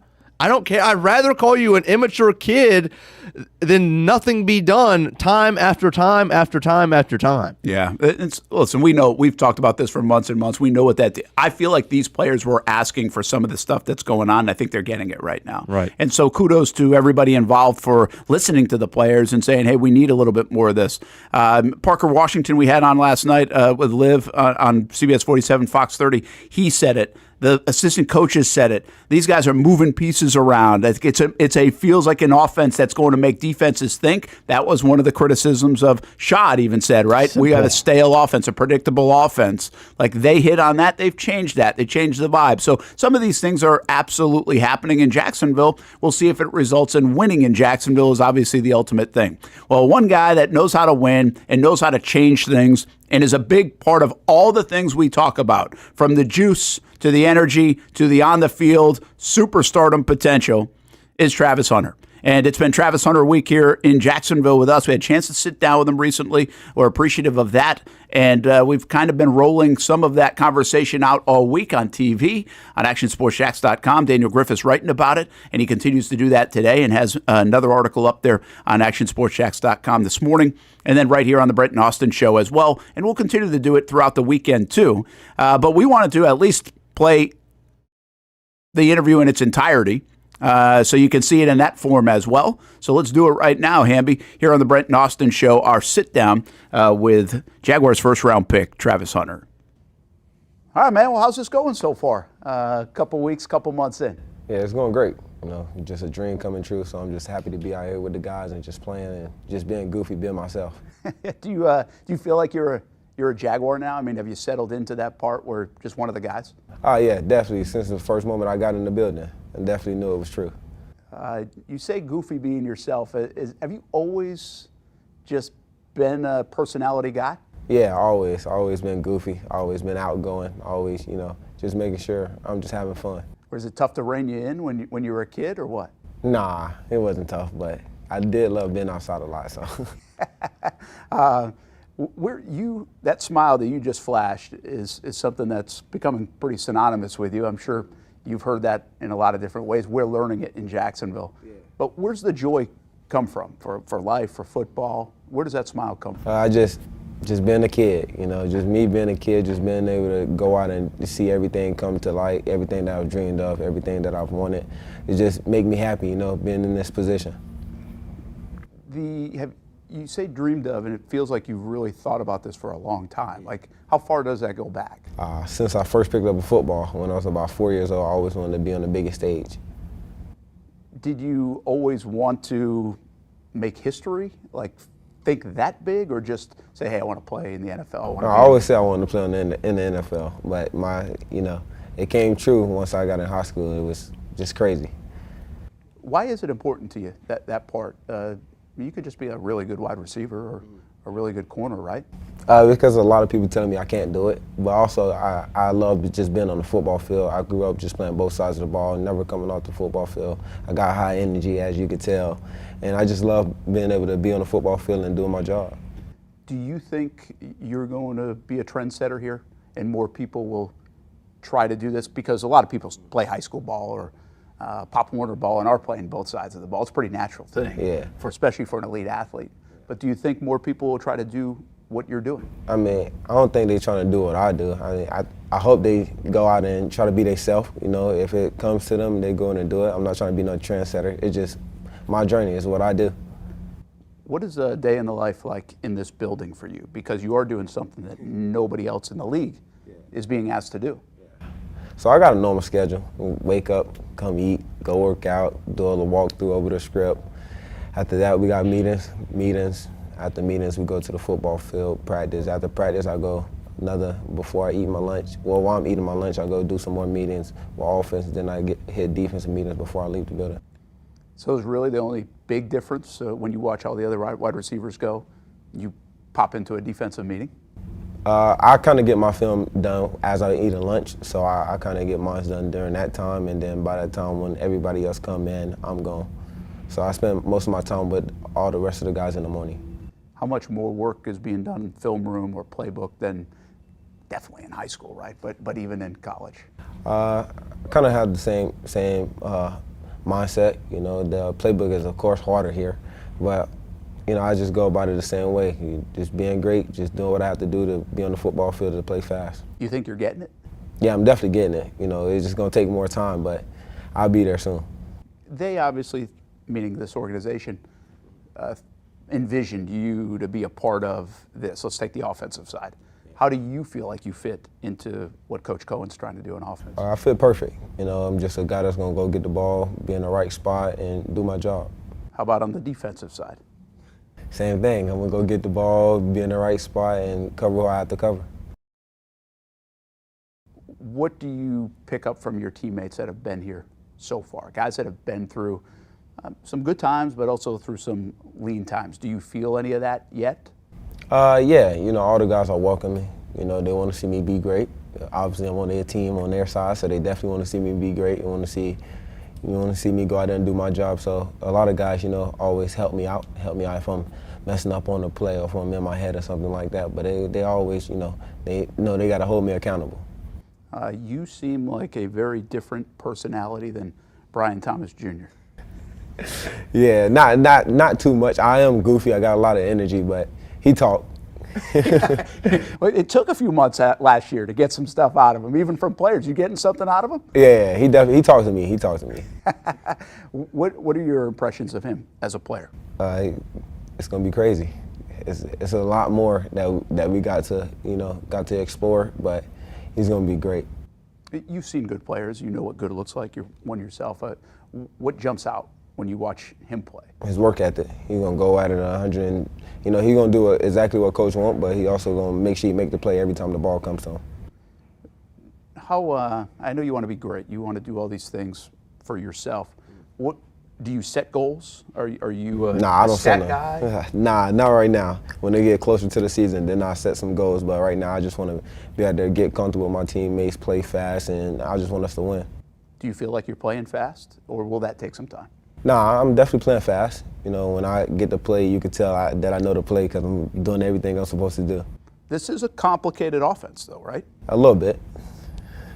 Not too much, but a little bit. Yeah. So, do you have to be patient with yourself? Yeah, you definitely got to be patient with yourself. You know, coaches, they understand that they're putting a lot on our plate right now, but, you know, as a player, you want to have everything right. You want to make sure you do everything right, so. You seem like you're enjoying being a Jaguar. Yeah, I'm enjoying being a Jag and just being here and being able to play. You know, being in the league is just something that I've dreamed of, like I said before. So did it not matter wherever you went? I know you said, hey, come back to the state of Florida, it's cool, but is there something that you're embracing about Jacksonville? Yeah, I'm back in my hometown. I get to do a lot of fishing when I get the playbook right, so that's what I'm looking forward to, but also playing for the Jags and playing for the, you know, the fans. But is there something maybe bigger for you? Because you went to Jackson State, helped put them on the map. Yeah. Colorado kind of helped brought things back to Colorado. And Jacksonville obviously is trying to fix things here. Is there something about that that is important to you? Just coming in here winning. That's what's important to me, and hopefully the whole team and organization. How much did you learn from Dion about all of this that comes with being a really good football player? You got to be a professional. You know, you got to be a professional at all times. It's something that he always told me and instilled in me. Are those like conversations you had, or just being around him? How did that work for you? It's conversations, but also just being around him. You can see how he go about his day. He got a set schedule for everything he do. Do you? You're kind of like a corporation. It feels like. Do you have business savvy in that sense, like where just everything you do is going to have a reaction? Nah, not really. Not everything I do, but sometimes it's like that. It seems kind of normal for you, but that's kind of abnormal for most folks, right? Yeah. Like, how do you handle that? How do I handle it? Just being myself at all times. You know, you being yourself at all times. Hopefully people understand that ain't no changing. Well, there have been some instances already. What did you make of the plane video with Miss Sandy kind of going viral?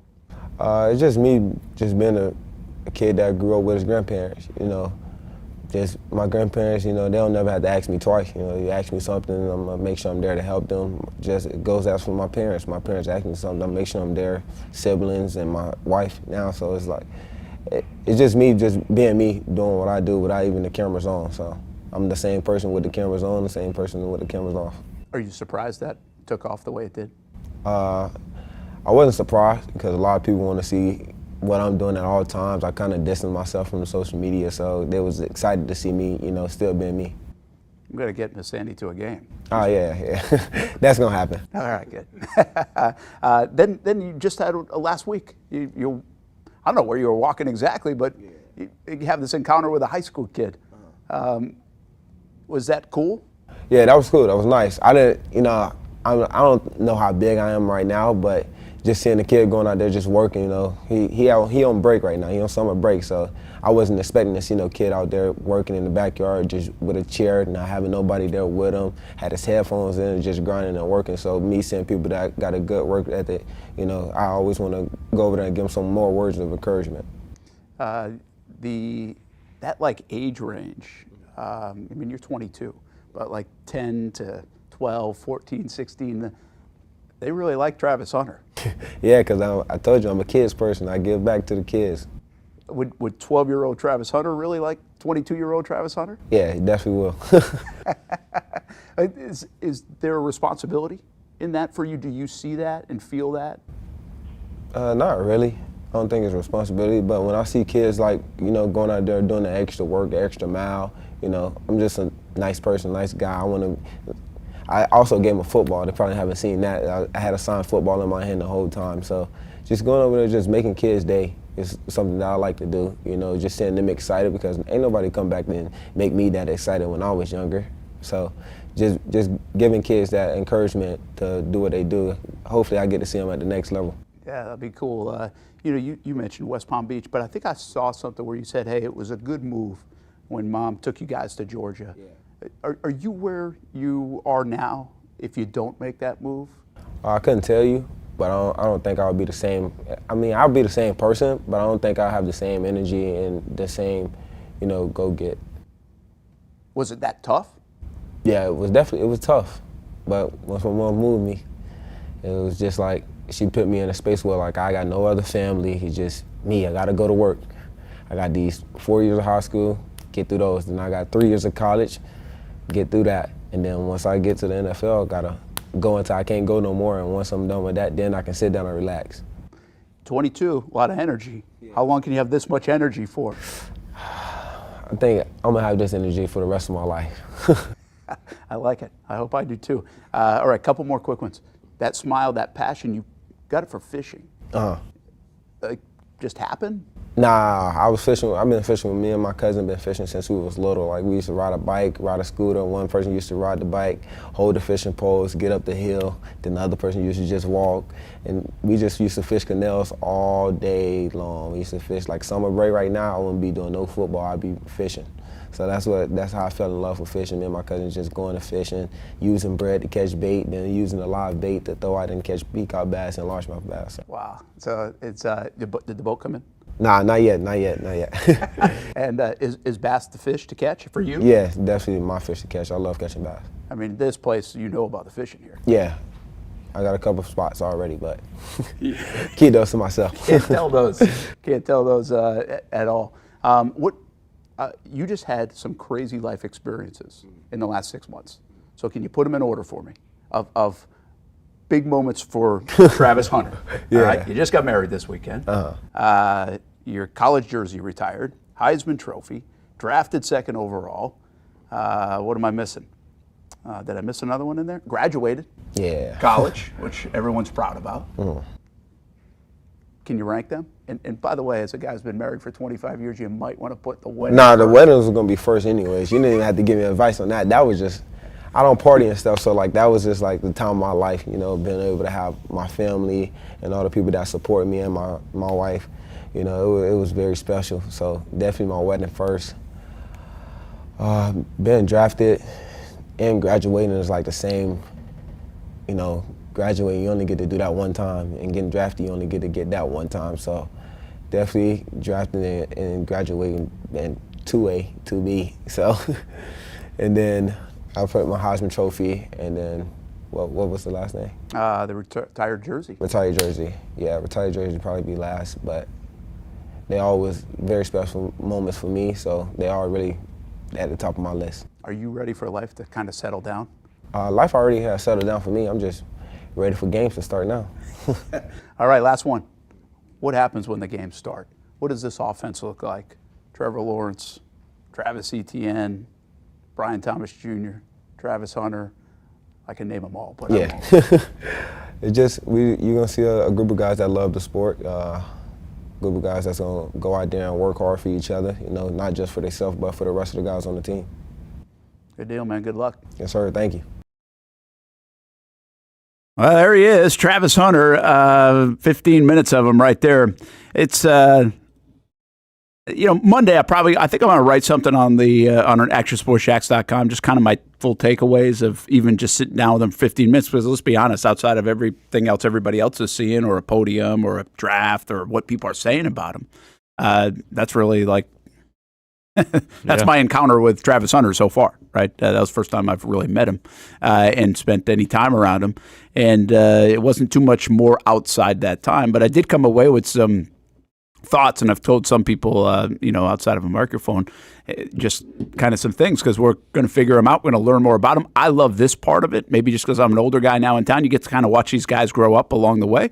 And I think that's kind of cool.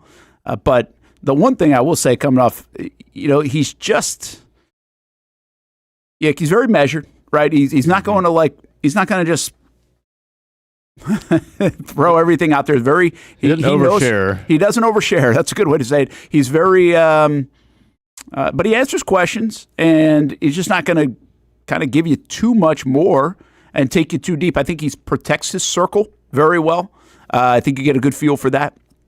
But regardless, he kind of has you gripping on every word.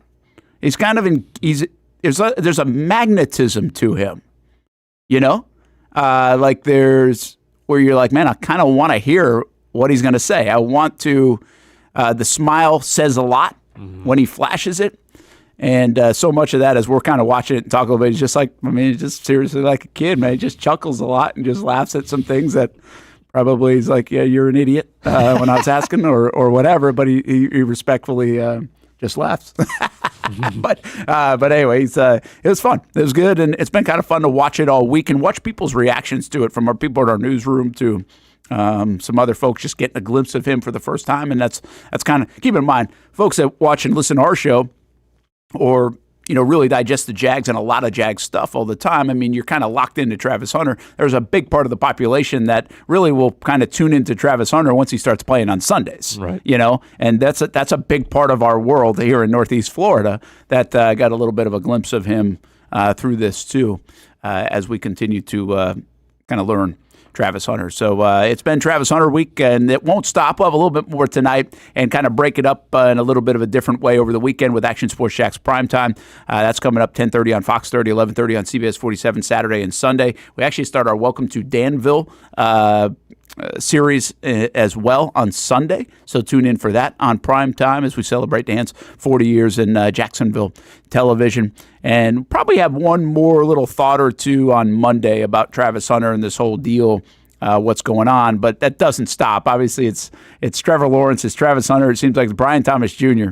And you can't talk enough about him right now in Jacksonville. Let's do this. We're going to get Austen back in a bit. We got Jacksonville feud. There's Aaron Rodgers to Pittsburgh. Want him to talk a little bit about that. We'll get that. There's also the Liam Coen. I know I keep saying it and we're dancing around it. We've just weaved it in and out. We've had a lot going on with Mason Smith. If you missed it, live with Marcel Robinson. Thought that was very cool. Tyler Huff from the Jacksonville Sharks. What a cool story he is. And joined us for a few minutes. And then our full-length Travis Hunter interview. A heck of a Friday today. We party on Fridays and we're all over the map. Oh, no. We're locked in. And Liam Coen on Trevor Lawrence, still to come. Maybe a little bit of Edgar Bennett on Brian Thomas Jr. as well. And Austen rejoins the show. Casey stops by. Jacksonville feud. We take you until 1 o'clock on the Brent and Austen Show each and every day on the Action Sports Jax 24/7 network. There's a saying in sports, you can't win them all, but you can win a lot with good folks on your team. Like that one painter, First Coast. It's tough to beat the sun in Florida, so your home fades. It's tough to beat that HOA when they come calling. Beat the sun, beat the HOA with that one painter, First Coast. And it's a good time to do it. Less rain to work around, and painting in mild temperatures is perfect. After all, the paint bonds to the surface so much better. Give that one painter First Coast a call at 904-417-3557 or look them up at first-coast.thatonepainter.com. Fast estimate, guidance on color and HOA requirements, and the highest quality job you'll find anywhere. Be a big winner in your neighborhood with that one painter First Coast on your team.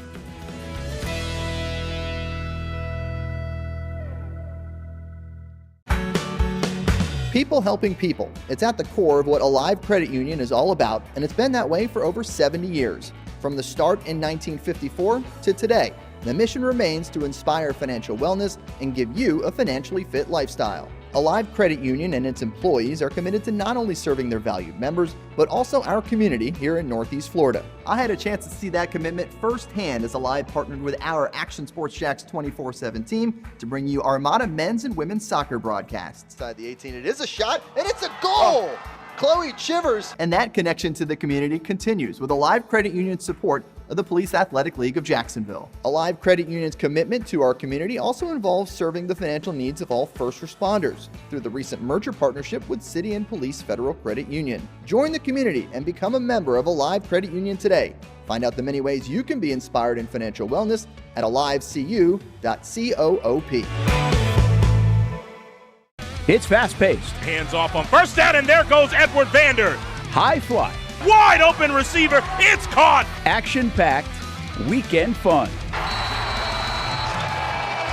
Fun for the entire family. It's the Jacksonville Sharks. I feel like anybody could play in this league. It's gonna be like backyard football, right? this ain't the Arena League, Brent. This is the Indoor League, and they play defense here. It's a lot safer to just watch the professionals play. And watching is a lot of fun. A party in the stands at the arena for kids and adults. And it's indoors. Get out of the heat for the summer and watch the Sharks shine inside. Jacksonville Sharks football, season number 15. It's the drive for 5, and it's still alive. Get your tickets at jacksharks.com.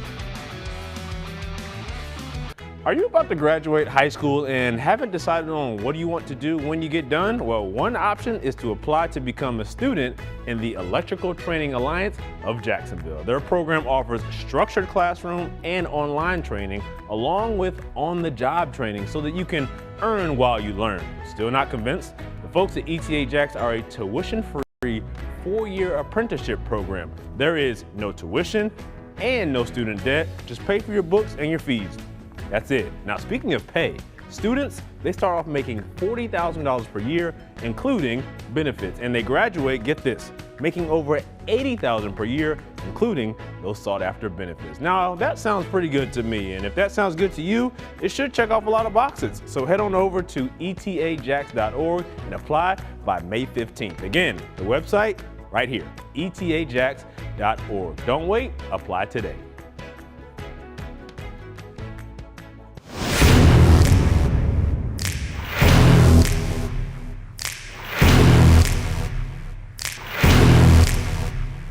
Grab some friends and go to a restaurant or head out for a drink and some conversation. Watch your favorite team play on the big screen. Or how about play some games? You can do all of that in one night at Best Bet. Each location has a different vibe, its own personality, like here at the original Best Bet in Orange Park. When you walk through these doors, everybody knows your name. And here in St. Augustine, it's the newest location. Play some poker. How about the table games? And don't forget about Ace's Sports Bar and Grill. And then there's the Jacksonville location right here on Monument Road. It's the biggest poker room in the state of Florida. Maybe you'll find yourself a seat right here at the final table. Best Bet, where you can have the best of times. And that makes you always go home a winner. Try any of the 3 locations, and you can always visit bestbetjacks.com. Welcome back to the Brent and Austin Show, streaming on the Action Sports Jacks 24/7 network. Welcome back to the Brent and Austin Show. A look at Travis Hunter at OTAs earlier this week. We just listened to the full one-on-one interview with Travis Hunter that you can watch or listen back to on the podcast app at 1:30 today. We'll also be putting it up on YouTube as well later today and over the weekend. You cannot miss it. And I think one of the prevailing thoughts when I just sit back and listen to it myself is, what in the world would Andrew Berry and the Browns be thinking if they watched it? Because it's something that we've talked about for a couple, since the draft is, every time there's a viral moment with Travis Hunter, every time there's a story that comes out of OTAs, every time he does something for a nice lady on a plane on a flight across the country, it was like, man, imagine if we just had like Mason Graham right now. Mm-hmm. Like where? Mm-hmm. First of all, what would we be talking about on this show?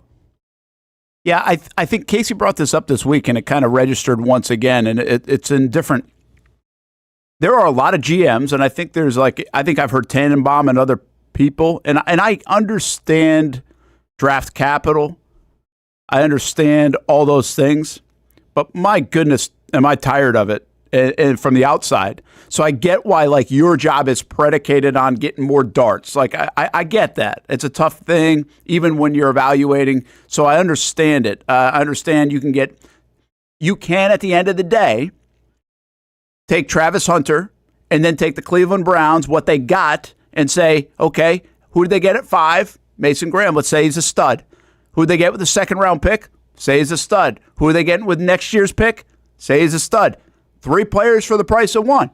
Like, that's a reasonable way to go about this. Absolutely. That's pretty standard fare in the NFL and the way to approach it, especially with especially if even that's a quarterback position, right? You would still be guessing and saying, is this a good move or not? But for this organization at this time, and I think Cleveland's in a pretty similar spot. How do you not, from a business savvy standpoint, a buzz standpoint, an ability to do something nobody else is doing in the NFL, so from a playability standpoint, pass up this opportunity?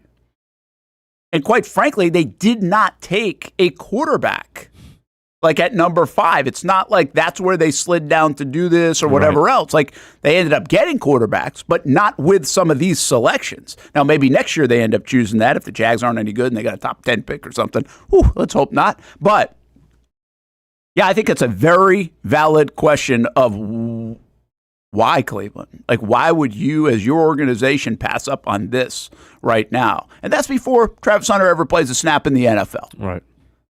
So this will be a conversation that changes. Maybe it doesn't change, but it could change, I should say. You have it in September, you have it in December, you have it next year, you have it 3 years down, you have it 5 years down the road. But just seems like such a great move, and one that I just will always applaud here in Jacksonville. If I'm on this show in 10 years and it doesn't work out for Jacksonville, I'll still applaud the move. I'm telling you that right now. I'm cool with the move. And I think we have to do that more from the outside, and we have to be able to admit that and then hold ourselves accountable for admitting that at the time. Like, that we believe this is a good move. You, the fan, love this move. Brent, Hamby, love the move. Let's make sure we're still saying that in 5 or 10 years, even if it doesn't work out. Like, we don't know if it's going to work out, but I think we're all on board with it. So, yeah, it's a great point. Casey brought it up earlier this week from almost like a business standpoint. You're bringing it up from a football standpoint. It's pretty crazy that they passed on it. But how did it all come about? CBS did a cool thing. Yeah. Right? They had both the GMs, and I think they had the Rand Carthon as well, right?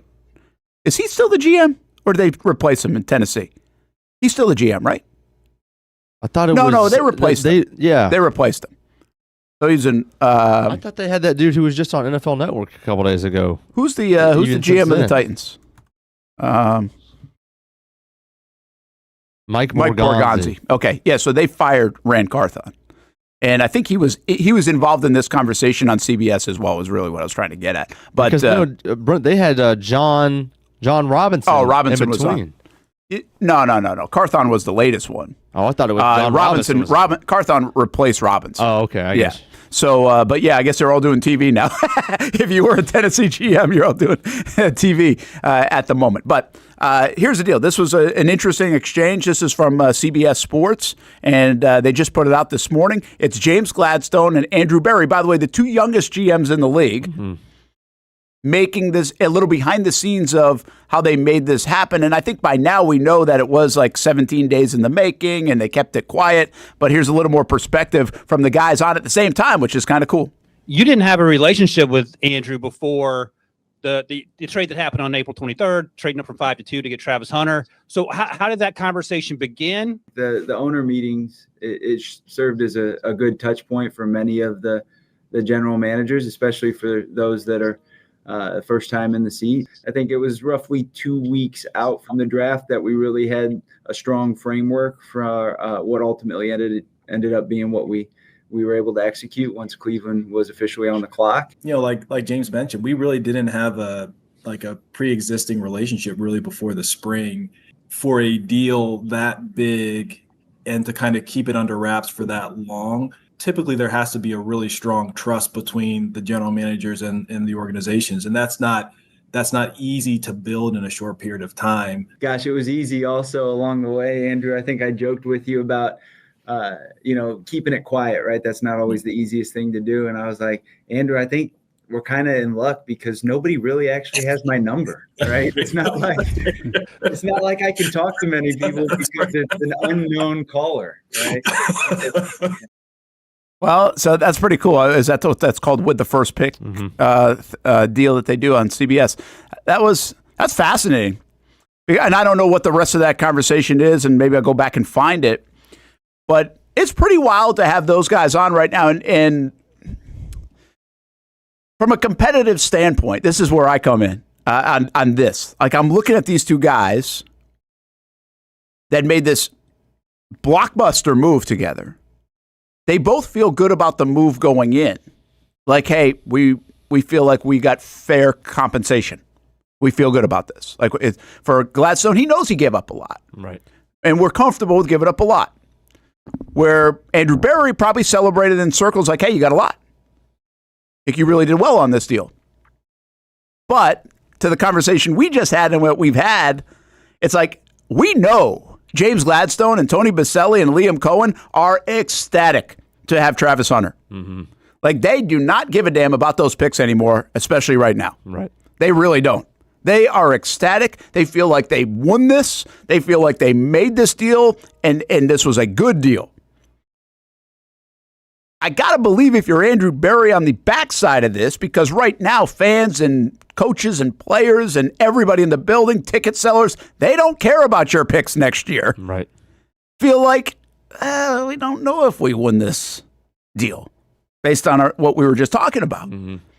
So it's just a wild thing that you can get them together there. And from a competitive standpoint. Yeah, most times there's a trade, and the two GMs will not talk about it because it's a competitive feel. It's like somebody probably feels like they won, or somebody probably feels like they lost. Yeah, like right now, I would think if I'm hosting that show, it would be hard, and maybe this was asked, it'd be hard to have Andrew Berry on our show and not say, are you second guessing this? Right. Right? I mean, that'd be a fair question. Yeah. Because, again, everything in front of you is on the field. Like, the picks are imaginary. I mean, the picks are like my 401k. They exist, it's but like, not really. I know it's there, but it's like, I can't touch it. So, like, I really don't have it. I'm just hoping it's still there in like 25 years or whatever it is. Right. Like, that's what draft picks are until next year. So, while in the moment, while for the betterment of your franchise, he might really be okay here, I feel like he's got to be like, it's tough to watch all those OTA practices out of Jacksonville. Definitely, because on the flip side, and it's not even a fair thing because there's nothing really nothing Mason Graham can do can even come close to the play that Travis Hunter made 2 days ago. It can't, yeah, just can't. Right? The best thing he could do cannot live up to that. Yeah. Right, and it's just, well, I mean, half the things of why we're excited about Travis Hunter is the personality, all of those things that Mason Graham just doesn't really have. I'm not saying he doesn't have a personality. It's just obviously not comparable to Travis Hunter's. So it's not a fair fight, right? So until Mason Graham actually proves it on the field, then in a big way, then everything's going to be second guessed. The fans in Cleveland, and part of it is the GM and ownership and the front office in Cleveland hasn't been trusted in decades. Yeah. Right? So the fans are coming at it from a perspective from the jump of, I can't wait to say that they're wrong again. They want them to be right, but they've been, hurt in a way so many times that their pre-existing notion towards everything front office, everything GM is, you guys are going to screw it up. And all they know is to point it out and to complain about it. So it's going to take even that much more for Mason Graham to actually prove and do for them to, jump on the right side of this thing. Yeah, there's a couple of things that fascinate me about just seeing that clip. And a lot of this is I root for the Browns, but a lot of Browns fans. If you've been in Jacksonville, I don't know how you cannot root for other organizations that have failed miserably outside of your rivals in Tennessee and Houston or something like that to play well because you've lived it, right? Like Buffalo, it's kind of cool to see Buffalo, what's happened. For 25 years, they had like the worst thing ever, go to the Super Bowl 4 years in a row and not win. And then for the next 25 years, they were nothing. They were irrelevant. And now to see this kind of makes you feel good. You get sick of it probably at some point down the road, but it's good. I kind of feel that way with Cleveland too. It's like, my goodness gracious, like that fan base. Yeah. You can relate a little bit, is my point. So I hope, I'm not saying I hope they win this move. I just hope overall they can come out of whatever the heck they're in too, because you feel for some of the fans, and I know a lot of folks up in Ohio too. So I know there are some really good Browns fans and big Browns fans that question every move that they make. So I have a couple thoughts real quick on it though. One is, even these guys doing this kind of interview, the way they're transparent, and Gladstone has been transparent, are we starting to see a new way about it. Now, listen, Denver did this years ago. I always said about when they got their coaching search, they're very transparent about it. I thought that was first domino that really was like, okay, we're going to open this up and you can peek in a little bit. Here's a little bit behind the curtain. I'm sure the Rams are like this a bit because Gladstone wouldn't be like this if the Rams weren't to some degree. So we have more transparency in the NFL than we've had to begin with. But I really think Gladstone, in his acknowledgement of everything that went into this draft process and those couple weeks before of it, has really lifted the curtain. Whether it's in the hunt or whether it's moments like this or whether it's just in front of a microphone and him sharing how the whole thing went down, I don't know how abnormal that is. This was such a blockbuster move for Jacksonville, biggest move they've ever made in the draft. We haven't covered things like this a lot. So I just can't see Trent Baalke shedding this kind of light on it. And quite frankly, I can't even see Dave Caldwell, who was more transparent and open, shedding this kind of light on it. And doing interviews like this with the guy that he made the trade. So it does feel like this is different, and these guys have turned the NFL at their young age a little bit on its head in the way they've even handled some of it. But I got a bigger question coming out of it. How much do you think the NFL folks inside the circle, specifically, it's an old league at the executive position. It always has been, and it probably always will be to some degree. Experience wins the day. But how much are the old guys, if you will, looking at these two and they're like laughing, or like, these guys don't know what the heck they're talking about, or just like, poking that kind of, yeah, we'll see how this works out. They probably do that a lot to begin with on any move, any big move. They'll probably have huge egos. Yeah, probably doing that with Aaron Rodgers to Pittsburgh, right? Like even that. But I do wonder if you get more of that when you're 34 and 30, whatever years old that Andrew Berry is. He's even younger, I think, than Gladstone. So there's probably a sense of that, right? Like these guys, they're a little young. Yeah. I think there's got to be some. There's got to be that. Has to, but there's also got to be that I kind of sit back and just be like, I mean, dang, like the first guy's move as a GM is to trade up to number 2 and take Travis Hunter. Like that was his first move. Like all of our instant reaction as Jags fans was like, dang, this guy's got a set. Yeah. So I got to believe that there are GMs too who are probably thinking the exact same thing. And kind of be like, man, like applause. Yeah. Like, that's sick. Like that takes a lot because they know what it takes. They know the pressure behind it. They probably remember their first move as a NFL GM, and it probably wasn't anything like what Gladstone just did.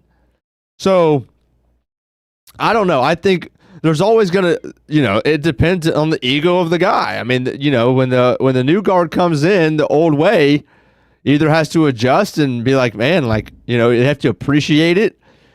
At the end of the day, he's just going to be judged by how he does. I mean, I would think, me personally, that some GMs their biggest complaint about him is probably the quantity of how much he talks. Not and that's about to change, but well, yes, but the quantity and the wordiness, and I got to believe that more GMs are kind of just sitting back and like, hey, man, say less. Yeah, like you think transparency is your friend? Wait till you've been a GM for 3 decades. Yeah, or you've been in front offices for 3 decades. Transparency is not always your friend. There are probably some GMs who's like, you don't want the fans to know exactly why you're doing what you're doing. You'll last longer if they don't. Yeah, that might be the case. I think it was Ryan Williams who just brought this up. This is a good comment too, like from a fan base perspective. Thinking for 2.5 months you're getting Travis Hunter, then you draft Mason Graham. Like there's just a level of disappointment in that, right? Like if you go back and think of it, I'm not saying everybody wanted, but you get the sense of it. It's a little bit like the draft of Tebow in 2010, where you could draft Tim Tebow in that draft if you're the Jags, and they draft Tyson Alualu. Well, did they make a good decision? Yeah, they did, but that was not. It's like, holy cow, you could draft Tim Tebow, right? And the Jags weren't going to probably at that time with Garrard and everything else, but you could. This one was totally different. Like, no, you are drafting Travis Hunter. You were drafting Travis Hunter. And then you pick Mason Graham, who, again, might be a really good football player, but it doesn't come with all the other stuff, which means excitement for the fan base. So we get it. Hey, speaking of excitement, let's do this. We're going to play a little bit of Edgar Bennett on Brian Thomas Jr., and then we'll get Austen in, and then Casey in, and we got Jacksonville feud, and I do want to talk Coen and Trevor Lawrence a little bit to put a bow on that conversation. But since you cut it, let's use it. Little Edgar Bennett. From yesterday, talking about Brian Thomas Jr., where the big conversations yesterday with the assistant coaches on offense were threefold. Obviously, Trevor Lawrence, Travis Hunter, and this guy, BTJ. Super excited. When I literally, Coach Coen first brought me in here, and so the first week was, we evaluating our own players. And I'm sitting there and I'm going back and I'm watching this tape because I remember when he came out, because we had him on our draft board as well back when I was, with the other team. And so I'm watching this tape and I'm just looking at, all the different things that you can envision him doing and some of the things that he actually even put on tape.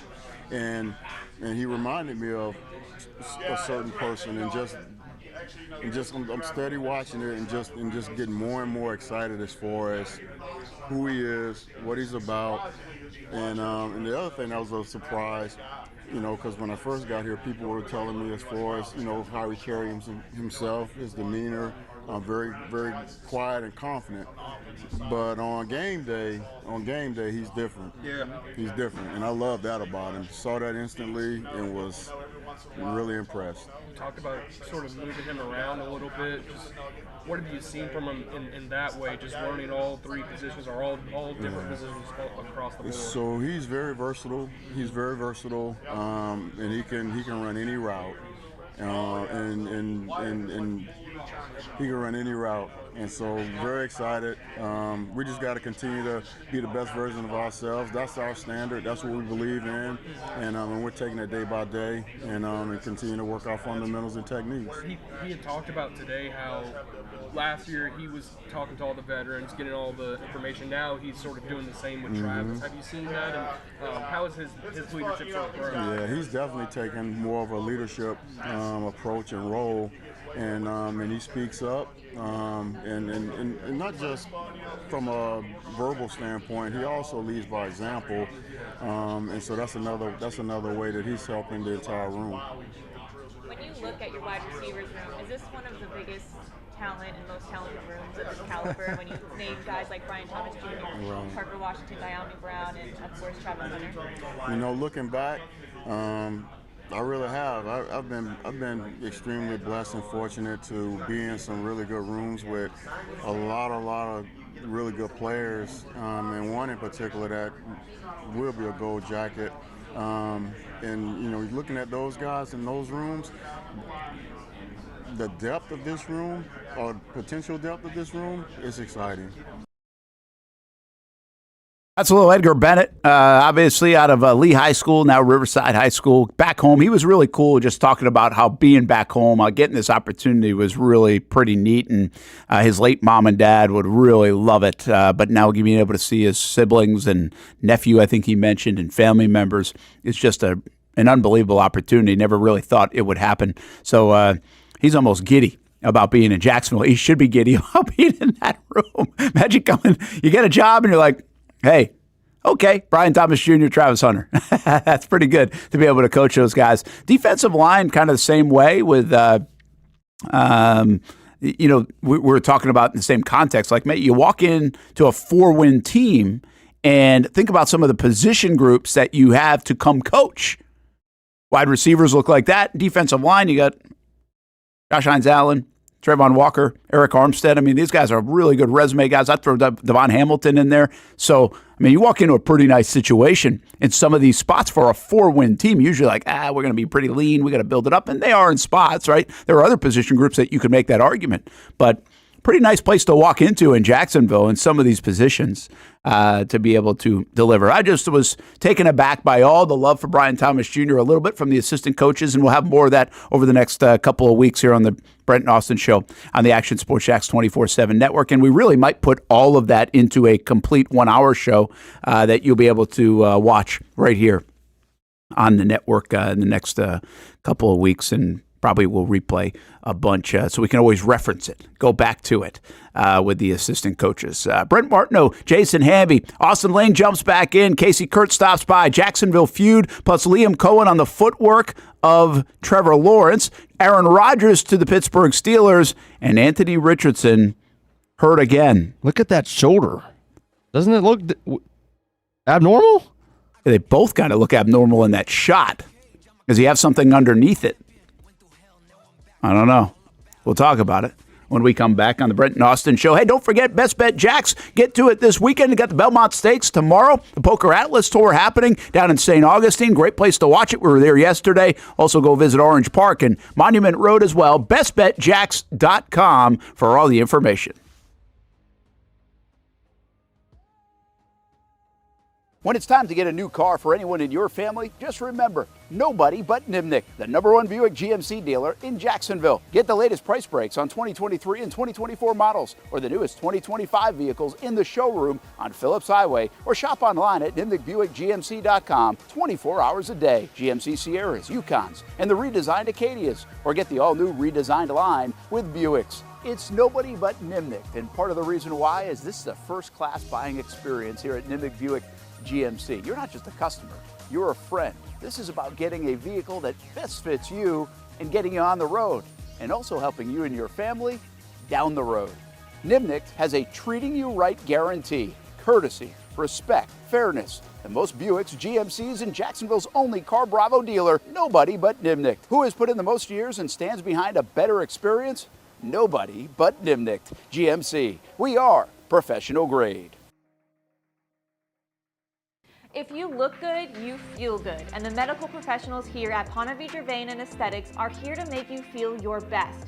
I'm on camera every week, and I have a confession to make. I'm not always confident in my appearance. Can you see my dark circles? Is my makeup highlighting my fine lines instead of covering them up? I question it all. So when I found out about the wide variety of procedures here at Ponte Vedra Vein and Aesthetics, I knew help was just one appointment away. Medical Director Dr. Megan Deacon Casey and her board-certified physicians have been using the latest in cutting-edge technology for the last 10 years, giving men and women their personal confidence boost.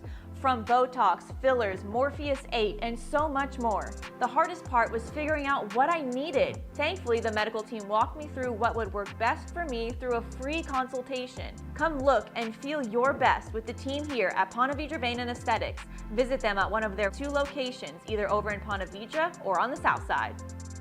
I've been telling you about CGC Water Treatment and Plumbing for a long time now. Their drinking water systems remove up to 99% of contaminants. We've had a Connecticut water softener and drinking water system in our home for more than 7 years. You can see the difference whether you're washing clothes, the dishes, or what I like to do most, fill this up for some coffee every morning, and mostly all day. Remember, if you're not filtering your water, you are the filter.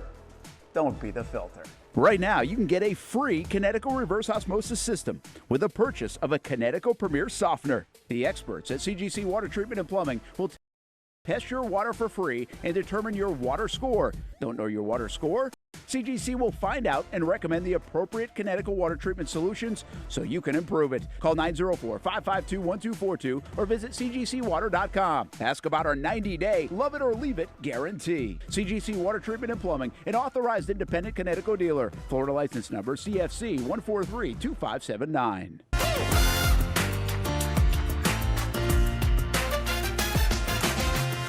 Empower a future, inspire a dream.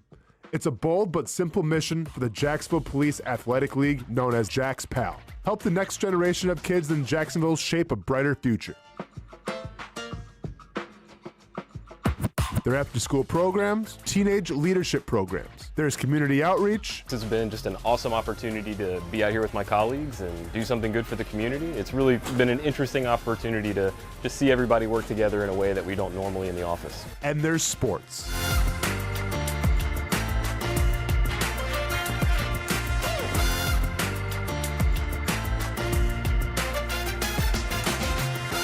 There are also ways you can help the next generation with a donation of just visit jaxpal.org to get more information. Empower a future, inspire a dream with Jax PAL. Most of us know how to throw.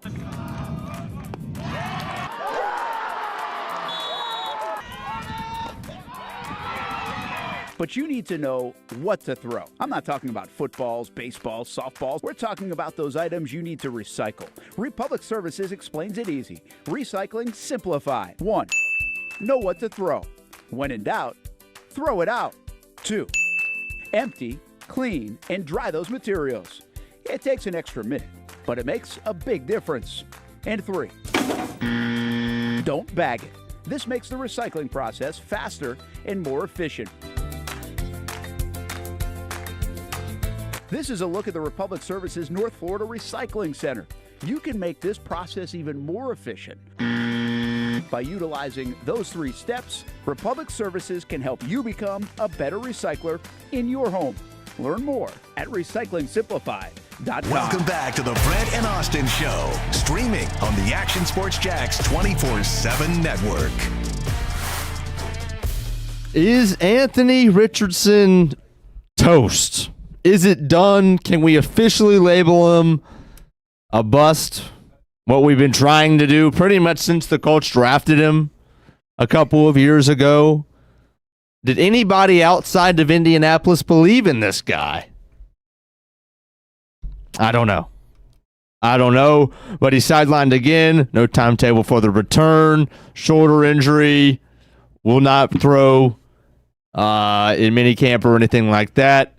We bring in Mr. Casey Kurtz. What's up? Is it over for Anthony Richardson? It's looking that it could be in that direction. I mean, has not been a glorious NFL career to this point. Another setback. If you lose your job to Daniel Jones, I think that pretty much cooks you completely. Seals your fate. Yeah. So, although the NFL does have a way to give guys picked in the top 5 at the quarterback position multiple opportunities after you lose your first one. So, if Anthony Richardson and the Colts don't work out for whatever reason, injuries, play, I'm sure somebody else will at least try to see if they can get something out of him. I don't know that they will, but yeah, it's been a rough go of things for Anthony Richardson and the Colts to this point as Brent the Scumbag rejoins us. Hey, Brent. Oh, wow. Who's the scumbag part? You. Oh. Why, because I flipped you off? No, that was fine. I respect that. But, listen, let's just take people inside what just happened here. Brent got a phone call less than a minute before coming back on the show. I did. And the one thing that nobody truly appreciates, like in your position or like in other show host position, what that does with 15 seconds left when you're like, you bring it in and you just walk away. Hamby's not ready for that. He doesn't have a screen to go to there. Yeah. So now he's all goofy. He was going to bump back in with something else. You guys talked about Richardson coming out. He's like, okay, we got to do something because I've only got 15. And you don't even care. You don't even care for 1 second. I wasn't sure what to do. I had no clue. I had 15 seconds to figure out what to say. Thank God Hamby said something because I didn't know what I was going to just clown you. And listen, I think the only way it's acceptable you answered that call is if it was mom or dad. Was it mom or dad? No. All-world scumbag, Brent Martineau. The scummiest of the bags on a Friday. Definitely would have answered. It wouldn't have answered if it was mom or dad. Oh, that's terrible. Yeah, now that's terrible. I definitely would not have answered that. Was it your sister? No. Other sister? No. You're the worst. You're the worst. Where's Steph on this list? Where's the wife? Steph wouldn't call right now. Yeah, probably not. I could see your mom call and be like, you know what, I'm going to see what's going on with Brent. Nope. Your sister, is she still on whatever time? She's still living in a different country? Yeah, she does. Yeah, I mean, she could think it's that's good. 7 p.m. She's in like Bulgaria right now. Bulgaria? Yeah, they're traveling a little bit. So. Oh, wow. Listen, you guys handled it fine. This is part Hamby handled it fine. I did nothing. This is part of the growth. You've got to be able to handle these situations. I don't need the growth. My problem is I texted someone. And appropriately so. I was doing a little homework for our show coming up at 2:00, and he's like, "It's going to be way easier if I tell you the story rather than." I forgot all about that. You're lucky. I almost skipped out on you there for a second. Yeah. So we got a show that we're taping at 2:00. Oh, for shoot. You just get us going. It'll be fine. You say that. I know. Well, this one's actually a little trickier. So, all right. So Anthony Richardson, are you going to be here at 2? Do I have to cancel this thing? No, I'll be. I have to go make another phone call. To Anthony Richardson, I hate this for Anthony Richardson because he's a good dude. Mm-hmm. good dude guy. Like you wish him well, and it just doesn't look like this. Don't we know the end of the story here? Probably. Doesn't it feel like we know the end of the story? Like how many times does it happen where you think you know the end before it almost really begins? If you feel so strongly about how it's going to end, it very rarely flips to the point where it's absolutely different. Yeah, yeah. Like Daniel Jones flipped it for a minute, and then it went back to kind of how you thought that was going to play out. Those are good examples. Like I always make the DJ example with Blake Bortles, right? Like it's like, hey, for a second there, it's like, okay, they found something. Mm-hmm. So how do you tap into that? Because a lot of people believe when you see something like that, okay, there's more in there. How do you consistently get it? Like you don't. And I said that about Blake. Like you don't just play 5, 6, even 7 weeks or throw however many 35 touchdowns by accident in the NFL. Mm-hmm. But at the end of the day, you don't also throw 20-something picks a year or turn it over by accident in the NFL. Mm-hmm. And so it does kind of come back and complete the story usually. I think one of those examples that we thought were changing, I think Josh Allen early on was a change. He was an inaccurate thrower. He had accuracy problems early on. It's actually he did not look like he was going to be like this guy at all. Like nobody would have thought that. Even if he was a successful quarterback, it didn't look like this. Now he's like, it's like he doesn't miss, Another one is Alex Smith. Second time I brought him up on the show today. Alex Smith's a guy that did not look, it looked like he was going to fail as a big-time quarterback in the league. And if he had stayed healthy, it looked like he was playing excellent football. Like he had found excellent football. Yeah. Now, I don't know if that was going to revert back at some point, but it seemed like it was really good football. Nick Foles is an example of a guy who's flashed a couple of times in his career, but couldn't then settle into be, hey, I'm the starting guy that can play excellent football on a consistent basis. Yes. So most of the stories come back to where they started, or at least level out there in this profession, and in that position specifically, because it's such a hard position to play in sports. Josh Allen's a good example there, but now granted, everybody that drafts a quarterback high is like, okay, we expect them to progress. But Josh Allen, they were right. I don't know if they get enough credit for being exactly right about the Josh Allen thing. They're like, it's going to be rough. Yeah. Because you knew it was a project and it was rough. And now he's it's exactly how they thought it was going to go. I feel like that's so rare at this point. It is. They should get more credit for that. Well, they should get credit. Here's the thing. The timing worked for them, too. Because when you say it's going to be a project, a lot of people have in mind, at least I do, it's going to be a project of 2, 3, 4 years for somebody. Right. But we don't have that patience in our world anymore. Fans don't. Ownership doesn't. Ticket sales don't. Players don't. You can't wait that long. Right. And so Anthony Richardson actually might be a little bit like that, too. Take the injuries out. I was just going to say. He was an average quarterback at Florida. I mean, he had moments where it looked unbelievable. Yeah, he did. But he was an average quarterback at Florida with problems, with inaccuracy problems. So if he stays healthy and the Colts are patient over a couple-year plan, does he become Josh Allen? Maybe. Problem is he's now mixed injuries in, so we can't get the sample of it. What's interesting is it is very similar in terms of what they can do. Anthony Richardson can run you over, and they want him to run, and he can throw it anywhere on the field. It's just consistency and injuries, obviously. In hindsight, they might have looked at, and I've never heard this said about it, but maybe they have, and I just haven't seen it. Similar. That look, Josh Allen, not a lot. There are some parallels there. Mm-hmm. The only big difference playing the SEC versus playing at Wyoming.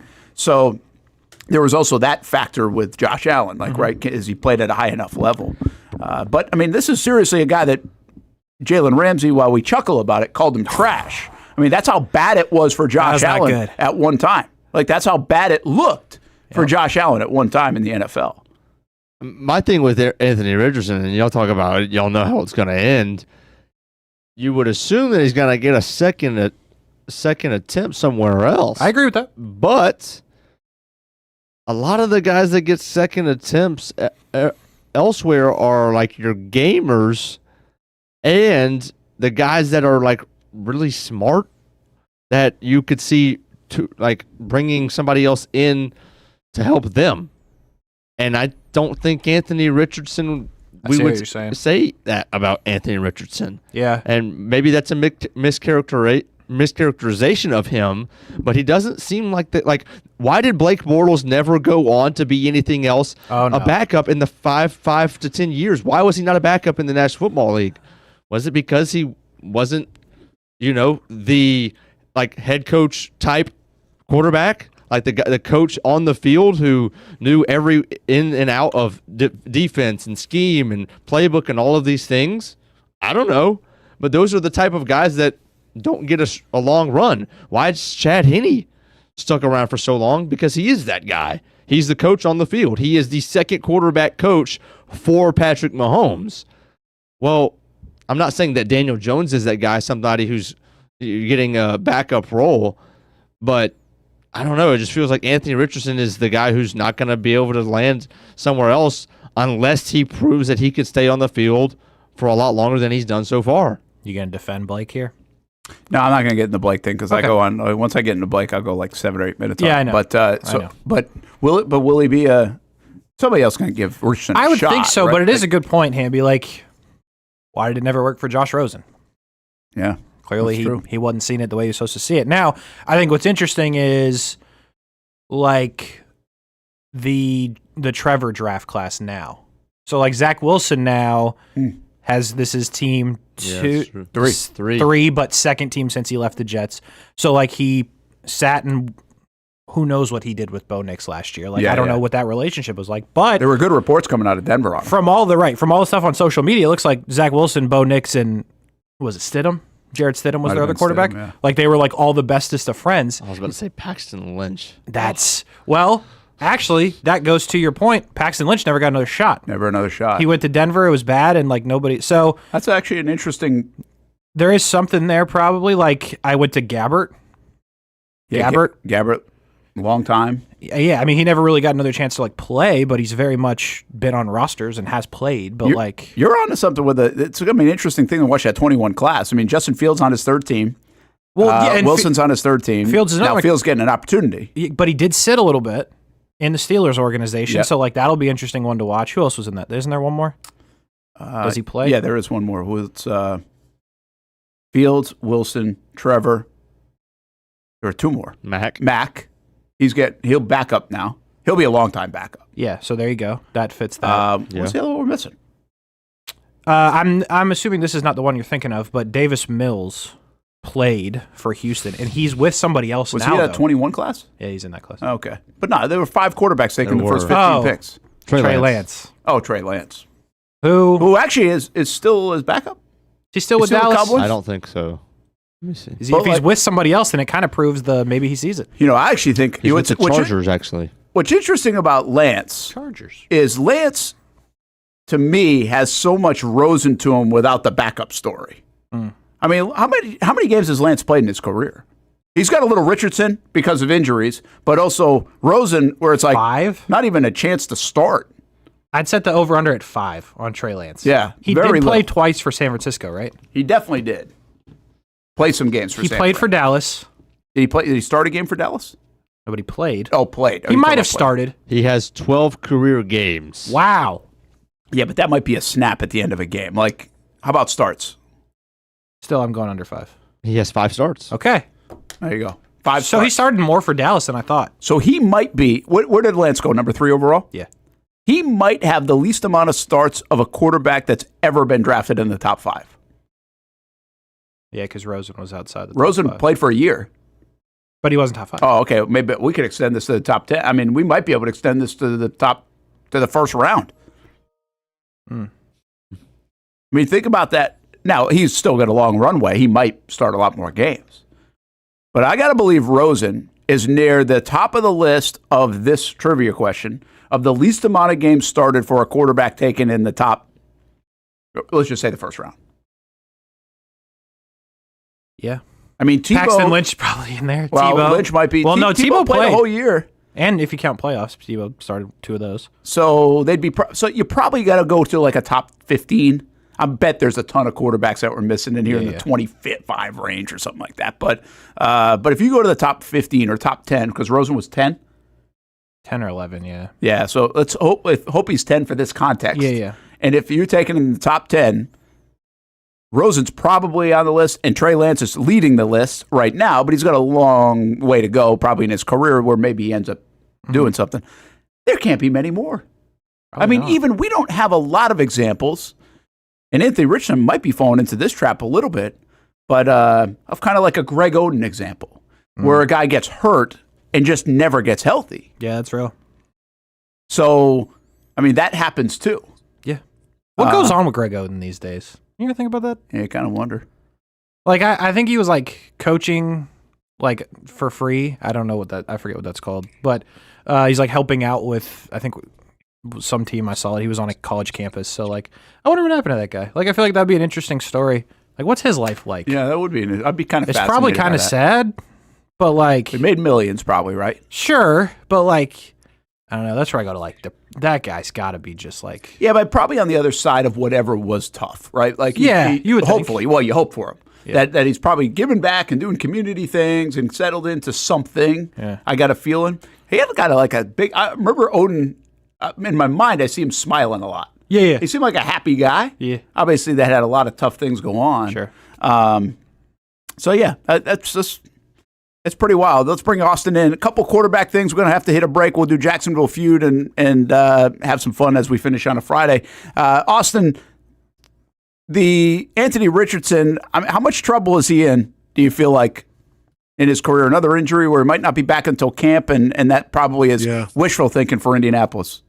Yeah, I mean, to me, this is the make or break season. Like, the one thing that he has in his advantage right now, his favor, is like he hasn't played a lot of football. So the sample size is very small. And when he's been healthy, in terms of fantasy numbers, like, he has produced. Now, it hasn't been consistent.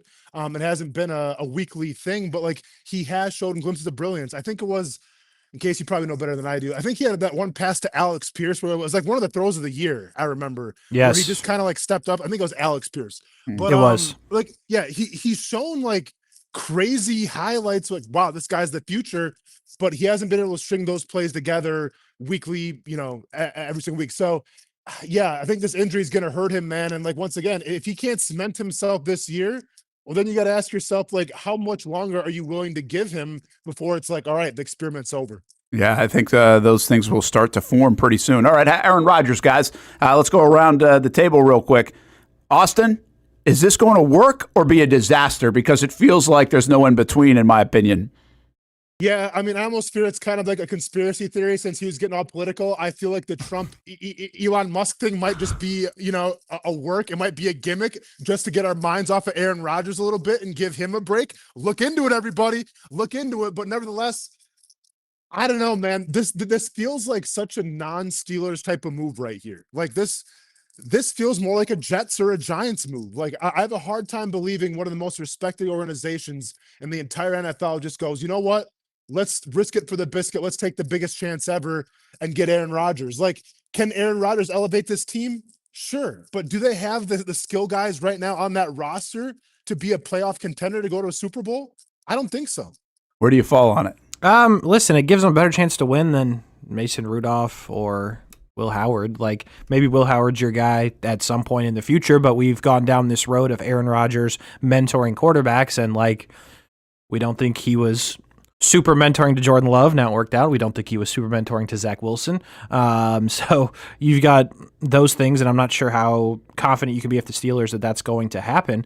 But they're certainly, I think, a better football team today than they were, or since last week. They're certainly a better football team now, I think. And if Aaron Rodgers can play at all, like, maybe they win a few games, but like, they're not sitting here competing for a Super Bowl now that they have Aaron Rodgers. That's certainly not the case. Hamby, you buying the Steelers? 8-9, 9-8.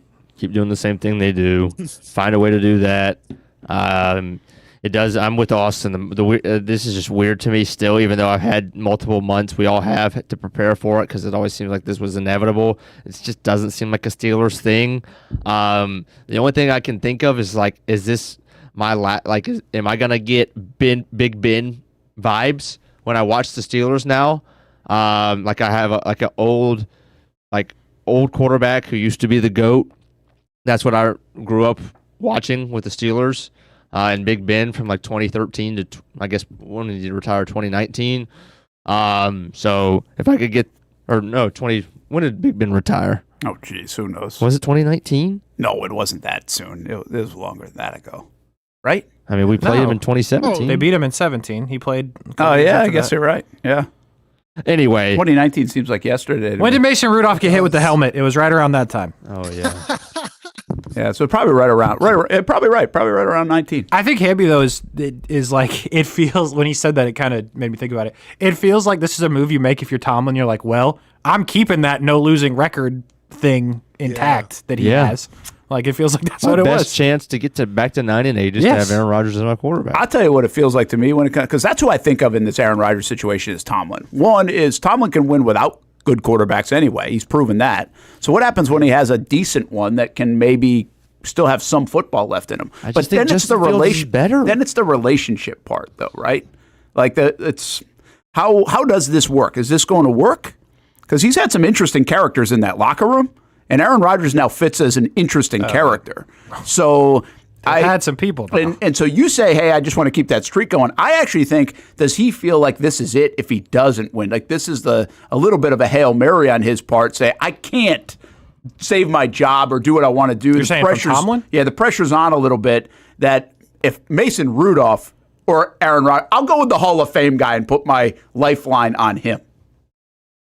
Yeah, I mean, I get that, Brent, but then also if I'm Mike Tomlin and like we don't get Aaron Rodgers and we don't win with like Mason Rudolph, then I'm pointing at the GM and saying, well, what did you give me to work with? Like you guys gave me Kenny Pickett. Like you guys haven't given me a quarterback since Big Ben. And you rode Big Ben until the wheels fell off. So like I understand like eventually in Pittsburgh where expectations are a lot higher than, maybe in Jacksonville, other teams, like eventually going 500 or just missing out in the playoffs, like that's going to catch up with you. So I get expectations are high, but you're only as good as your quarterback's going to allow you to go. And with Aaron Rodgers, I get it. Like there's still some left there possibly, but I watched what he did in New York and he had okay numbers, but you had Devontae Adams. You had, who else did you have? I mean, you had Brees. Garrett Wilson. You had everything. Garrett Wilson. Thank you. Tight ends are kind of whatever, but like you had the pieces, you had the components to be successful. And to be fair, you weren't really that successful. So what makes you think in Pittsburgh, I get it's a storied organization, a much better coach, but like, are you confident with Arthur Smith calling the plays? Are you confident with who's the wide receiver? I guess you got DK Metcalf and whoever else. I don't know who the other guy is.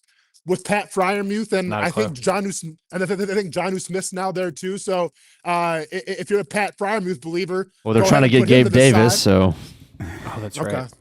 Yeah. Yeah, it's going to be interesting. Obviously, Pittsburgh becomes a topic, right? They were probably always a topic, but they become, I think, a central face of the organization now. I mean, of the NFL, I guess, going into this season. If you're trying to save your job, I agree with Hamby. Like, what did they see from Justin Fields that they were like, we don't want this? Yeah. We do want Aaron Rodgers. Yeah, I agree with that. I was a bigger Justin Fields fan, but did they see too much? And does that a little buyer beware?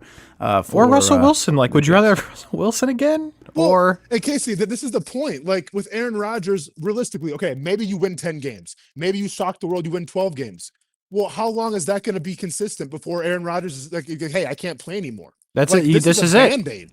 Yeah. This is a Band-Aid. That is true. That's definitely a Band-Aid. And you're not going to be able to pick quarterback because if you win what we think is going to be somewhere in the 9-game territory, like you're stuck in that purgatory spot again. Like and I understand Tomlin, there's a lot of pride on the line here, but if you're truly trying to rebuild it, send Rudolph or Howard out there and win 3 games and pick Arch Manning. Like, I don't know. Yeah, it'll be interesting to see. All right, we've got to take a break. We'll come back. Jacksonville feud. By the way, good story developing in the golf world at the RBC Canadian Open. Tyler Mawinney out of Fleming Island.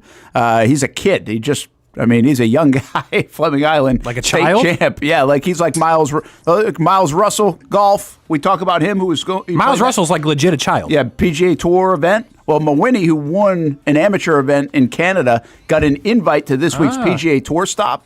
And he's 2 under par inside the cut line. Shot a 68 yesterday. It's a place where people go pretty low. But right now, he's inside the cut line, tied for 56, so we'll keep an eye on it. Go make some money, King. At Action Sports Jacks on he can't. CBS 47, Fox 30. He's an amateur. Yeah, he can't. It's the worst rule in sports. Yeah, it is kind of a bad. So especially stupid. now with NIL, it's a real dumb move. Right? I forgot it. That's terrible. Yeah. PGA, fix it. Pay my man. And don't forget to recycle this weekend. RecyclingSimplified.com, by the way. Friends at Republic Services will tell you how to do it. All you have to do is go to recyclingsimplified.com, a quick tutorial on how you can recycle better in your business and at home. Republic Services, recyclingsimplified.com. When it's time to get a new car for anyone in your family, just remember, nobody but Nimnick, the #1 Buick GMC dealer in Jacksonville. Get the latest price breaks on 2023 and 2024 models or the newest 2025 vehicles in the showroom on Phillips Highway or shop online at nimnickbuickgmc.com 24 hours a day. GMC Sierras, Yukons, and the redesigned Acadias, or get the all-new redesigned line with Buicks. It's nobody but Nimnick, and part of the reason why is this is a first-class buying experience here at Nimnick Buick GMC. You're not just a customer, you're a friend. This is about getting a vehicle that best fits you and getting you on the road, and also helping you and your family down the road. Nimnick has a treating you right guarantee, courtesy, respect, fairness. And most Buicks, GMCs, and Jacksonville's only Car Bravo dealer, nobody but Nimnick. Who has put in the most years and stands behind a better experience? Nobody but Nimnick. GMC. We are professional grade. If you look good, you feel good, and the medical professionals here at Ponte Vedra Vein and Aesthetics are here to make you feel your best. I'm on camera every week, and I have a confession to make. I'm not always confident in my appearance. Can you see my dark circles? Is my makeup highlighting my fine lines instead of covering them up? I question it all. So when I found out about the wide variety of procedures here at Ponte Vedra Vein and Aesthetics, I knew help was just one appointment away. Medical Director Dr. Megan Deacon Casey and her board-certified physicians have been using the latest in cutting-edge technology for the last 10 years, giving men and women their personal confidence boost. From Botox, fillers, Morpheus 8, and so much more. The hardest part was figuring out what I needed. Thankfully, the medical team walked me through what would work best for me through a free consultation. Come look and feel your best with the team here at Ponte Vedra Vein and Aesthetics. Visit them at one of their 2 locations, either over in Ponte Vedra or on the south side. I've been telling you about CGC Water Treatment and Plumbing for a long time now. Their drinking water systems remove up to 99% of contaminants. We've had a Connecticut water softener and drinking water system in our home for more than 7 years. You can see the difference whether you're washing clothes, the dishes, or what I like to do most, fill this up for some coffee every morning, and mostly all day. Remember, if you're not filtering your water, you are the filter. Don't be the filter. Right now, you can get a free Connecticut reverse osmosis system with the purchase of a Connecticut Premier Softener. The experts at CGC Water Treatment and Plumbing will test your water for free and determine your water score. Don't know your water score? CGC will find out and recommend the appropriate Connecticut water treatment solutions so you can improve it. Call 904-552-1242 or visit cgcwater.com. Ask about our 90-day love it or leave it guarantee. CGC Water Treatment and Plumbing, an authorized independent Connecticut dealer. Florida license number CFC 1432579.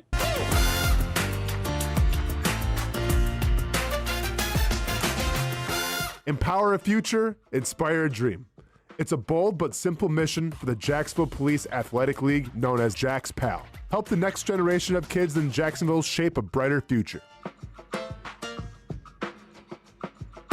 Their after-school programs, teenage leadership programs. There's community outreach. It's been just an awesome opportunity to be out here with my colleagues and do something good for the community. It's really been an interesting opportunity to just see everybody work together in a way that we don't normally in the office. And there's sports.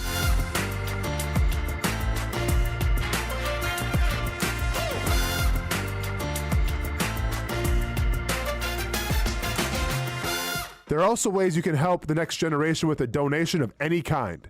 Just visit jaxpal.org to get more information. Empower a future, inspire a dream with Jags PAL. Most of us know how to throw.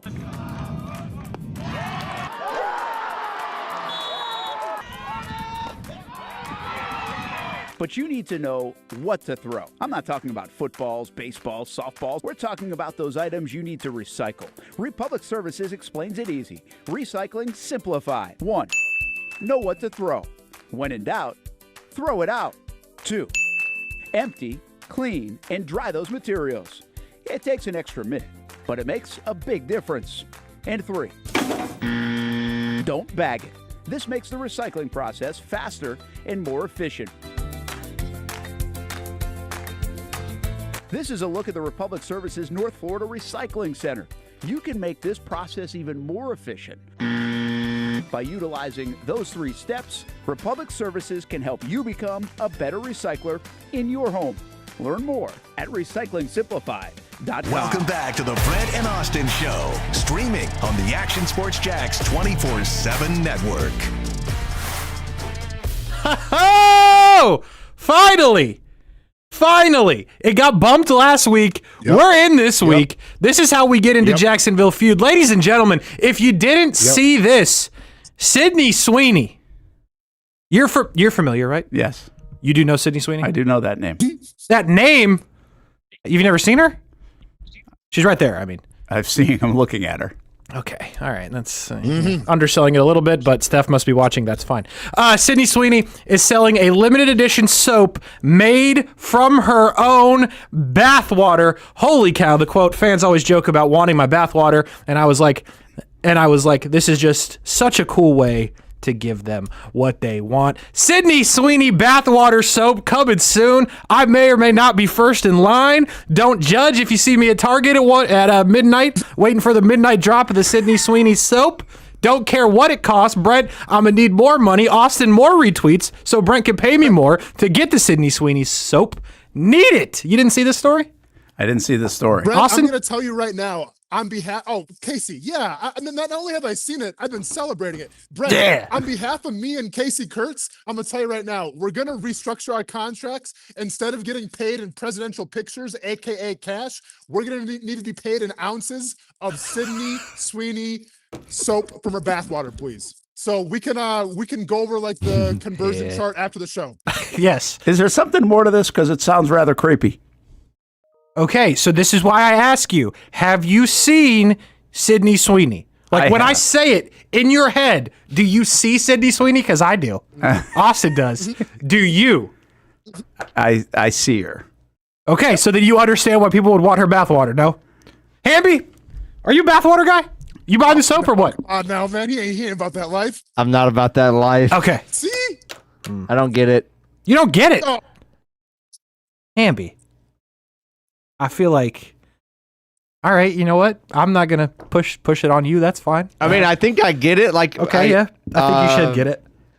I mean, you understand it's her bathwater, right? Right. I understand why some people would want it. Sure. I just don't understand why everybody would want it. Okay, Hamby. I'm going to ask you the same question I asked Brent. Have you seen Sydney Sweeney? I have. Okay, cool. Just making sure. Also, just got married 3 weeks ago. Very good. Is she watching? Like, you're not even on screen, Hamby. Elon Musk bathwater or not? Or is that not doing anything for you either? No bathwater will do anything for me from anybody. I'm all set. It's actually a good transition. Hamby, hit the music. John Smoltz? Okay. John Smoltz. Brave, isn't he? Oh. Hamby. Oh. Hamby. Okay.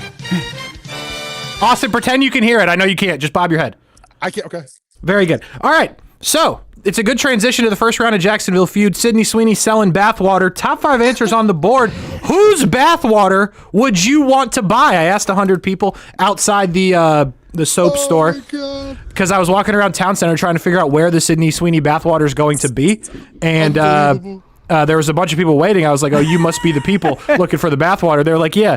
And I said, hey, outside of Sydney Sweeney, who else would you be interested in? So top 5, all very, very famous people, right? There's no like random ones. And I will say, for some reason, a lot of the answers I got at this soap store gave me dudes. So there's actually some dudes on Oh, really? Yeah. Oh, boy. Yeah. So really famous. There we go.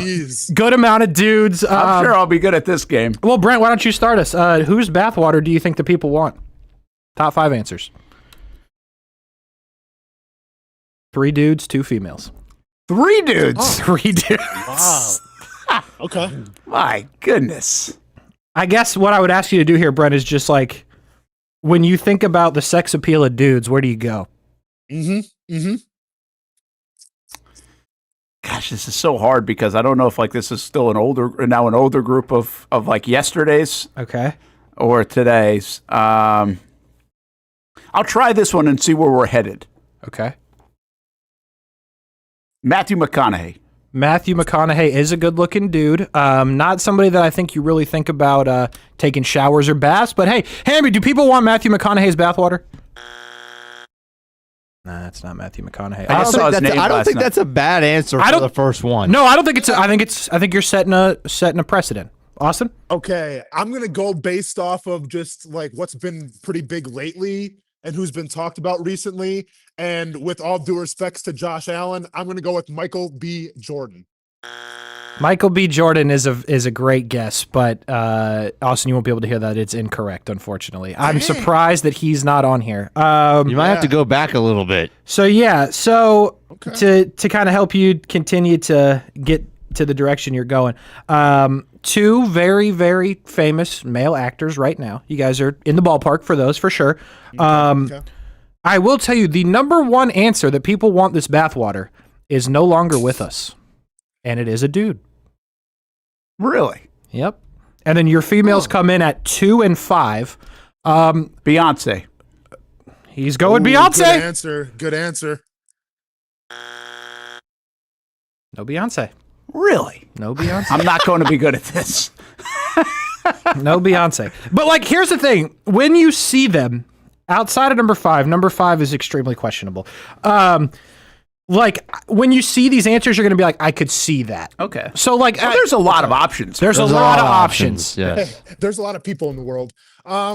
This does nothing for me, but once again, I just think in terms of the fandom and everything, Taylor Swift. I was thinking that too. Taylor Swift feels like it could be. I wasn't coming out of the gates with Taylor, but it was one of the first ones that I got. Answer Hamby? Wow. No Taylor Swift. I think we might have to go first one to get one wins. Are we doing, by the way, is this an American question or worldwide? I think this is American. I saw these people at the town center for sure, but they're all American. Okay. All right, Brent, I'm spoon feeding this to you. Think of the sex appeal of dudes. Thanks. That's exactly what I want to do on the Brent and Austin show on a Friday approaching 1 o'clock. No, Sounds like a Friday, Brent. no longer with us. Yeah, I know. I'm trying to. Bob Barker. I wouldn't. Good thing it's not your turn, Austin. I would not guess Bob Barker. I'm trying. I know you gave us a good hint there, but I thought Austin would be all over it. You have a female singer. You guys went 2 female singers. I get that, but when this name comes up, you'd be like, oh, I got extremely famous. You've got an actor who just put out a movie. It's in theaters right now. You could go see it. You've got Elvis. Help friends. Elvis. That's actually a great guess. That's a great guess. Hamby. All right. I think that I can't play the game any better. You're on fire. You are thinking of hot dudes. Oh wow. Okay. Austin. Listen, to me, this is going to be a dark horse because I don't think she's that famous, but I'm going Sabrina Carpenter. I cannot confirm or deny if I'd be in line for the Sabrina Carpenter bathwater, but Hamby, is it on the board? Oh, this is nuts. I'd be in line though, for sure. You've got an athlete turned actor on the list, dude. An athlete turned actor? And then you have someone from Harry Potter at 5. Oh my gosh. I won't get that one. Rock. Do we have Dwayne Johnson? What the hell was that? What was that? Is that a yes? Hamby? Yeah! There we go. He did it! He got one! How about that? Dwayne Johnson in the 4 spot. There you go. Austin, anything? I mean, it's the girl that played Hermione. It's Emma something. You know what? You know what? Listen, no, it ain't Emma Stone. Just stop talking your way into Watson. it. Emma Watson, do we have it? Hit me with it. Yeah! that was your 5 that you were like, eh? Yeah, because I'm not going to make any comments on that. You want to just see the top 3? Or do you have another guess? Austin, why can't we get the one that's no longer with us? It's a male. First of all, there's a female singer, Casey. There's a female singer at 2, unbelievably famous, but not for like, you wouldn't catch her on Instagram stories really. But like, again, when you see it, you'll be like, it makes perfect sense. Like it really does. Also turned actress slightly. Oh yeah, it's a good call. She's definitely been in some movies. Okay, what about Rihanna? It's a good guess.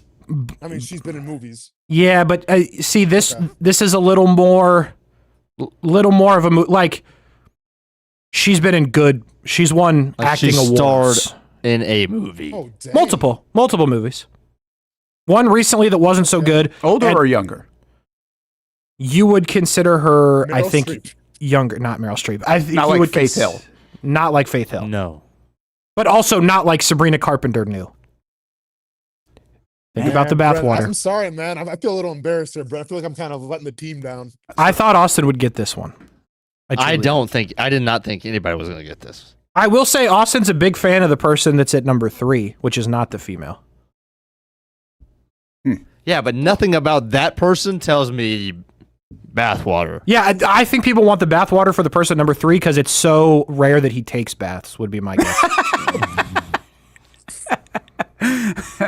Anything? I'm so lost, man. I am lost too. I still Post Malone? I don't know. That's actually not a terrible guess. It's not Post Malone, but like, like you're not in the ballpark, but like that's you're following the context. I think I'm going to reveal them here. Reveal them. All right. At 3, we have Keanu Reeves. Got a movie out right now. Like I said, doesn't like Reeves over like George Clooney or doesn't something, really or take baths. McKenna? At 2, we have Lady Gaga. Lady Gaga. Huh. Yeah, Bathwater that's for a great sure. call. She's an actress, yeah. Number And 1. At 1, David Bowie. Oh gosh, I would never have got that. Really? Sex appeal of dudes. Am I wrong? No, I just would never have say got it. Prince for a second, but okay. I thought, David yeah. Bowie makes sense. So when I said that, I thought Michael Prince would Jackson come. I came out thought in Michael mind. Jackson Yeah. would come up. Elvis is a good one, but like, yeah. So outside of Sydney Sweeney, those are the top 5 people that you want their bathwater. Hey, there's some freaks in Jacksonville now. 3 minutes. This one's gonna have to be super rapid fire, guys. But you guys were talking about the Karate Kid yesterday. Yeah. So I was at the Barnes and Noble in the video section, and I was asking people, "Hey, top 5 bullies in film of all time. Biggest bullies in film in movies." Austin, what do you got? Oh wow. The shark from Jaws. What? What? The shark? The shark from Jaws was the biggest bully of all time. I borderline think we end the show. I borderline think we end the show. Are you kidding me? You mean to tell me the shark from Jaws wasn't the biggest bully in movie history? It's an animal, bro. To bully, you have to bully. I must have missed the part where he was like, "Hey, yo, it's me, the shark from Jaws." Like, what are you talking about? Definition of bully? Can we? Would you there have has come to up be with like verbal King Kong threats. instead? Fine. Give me Biff from Back to the Future. Now you're thinking. Biff Tannen Hamby isn't on their number 1 answer. Biff Tannen. How about it? Now you're thinking the shark from Jaws. That was the first thing you thought of, too. The shark from Jaws is the biggest bully in movie history. Anyways, Brett, what do you got? This is going to be awful. I'm not going to be good at this. I don't care about 1 o'clock. You'll be off the stream, by the way, at 1 o'clock. We can go on social media longer. So here we go. We're hanging on Jacksonville Feud for a little bit longer. Go to YouTube quick. Hey, go to YouTube or Twitter, Facebook, Twitch. We're there for a couple minutes after till we get this. Gosh, there's nothing that even pops in my mind. And right again, away. I want to confirm to you, I said bullies, not villains. Yeah. And I can confirm none are animals. Jaws is a bully, man. Thank you. Brent, The shot clock here. the principal from Ferris Bueller's Day Off. That's actually not bad, but it's not on there. That Hey, is. Casey, I think I have another one. It's your turn. Show me Regina George. Wow! Regina George from Mean Girls. Rachel McAdams, is she on the board? She's on the board. Oh, yeah. Listen. Oh, yeah. This is my category. Well, go ahead. Keep going. You started it poorly with the shark thing, but Regina George is a heck of a pull. Finally got the hang of this one. I love these names on here.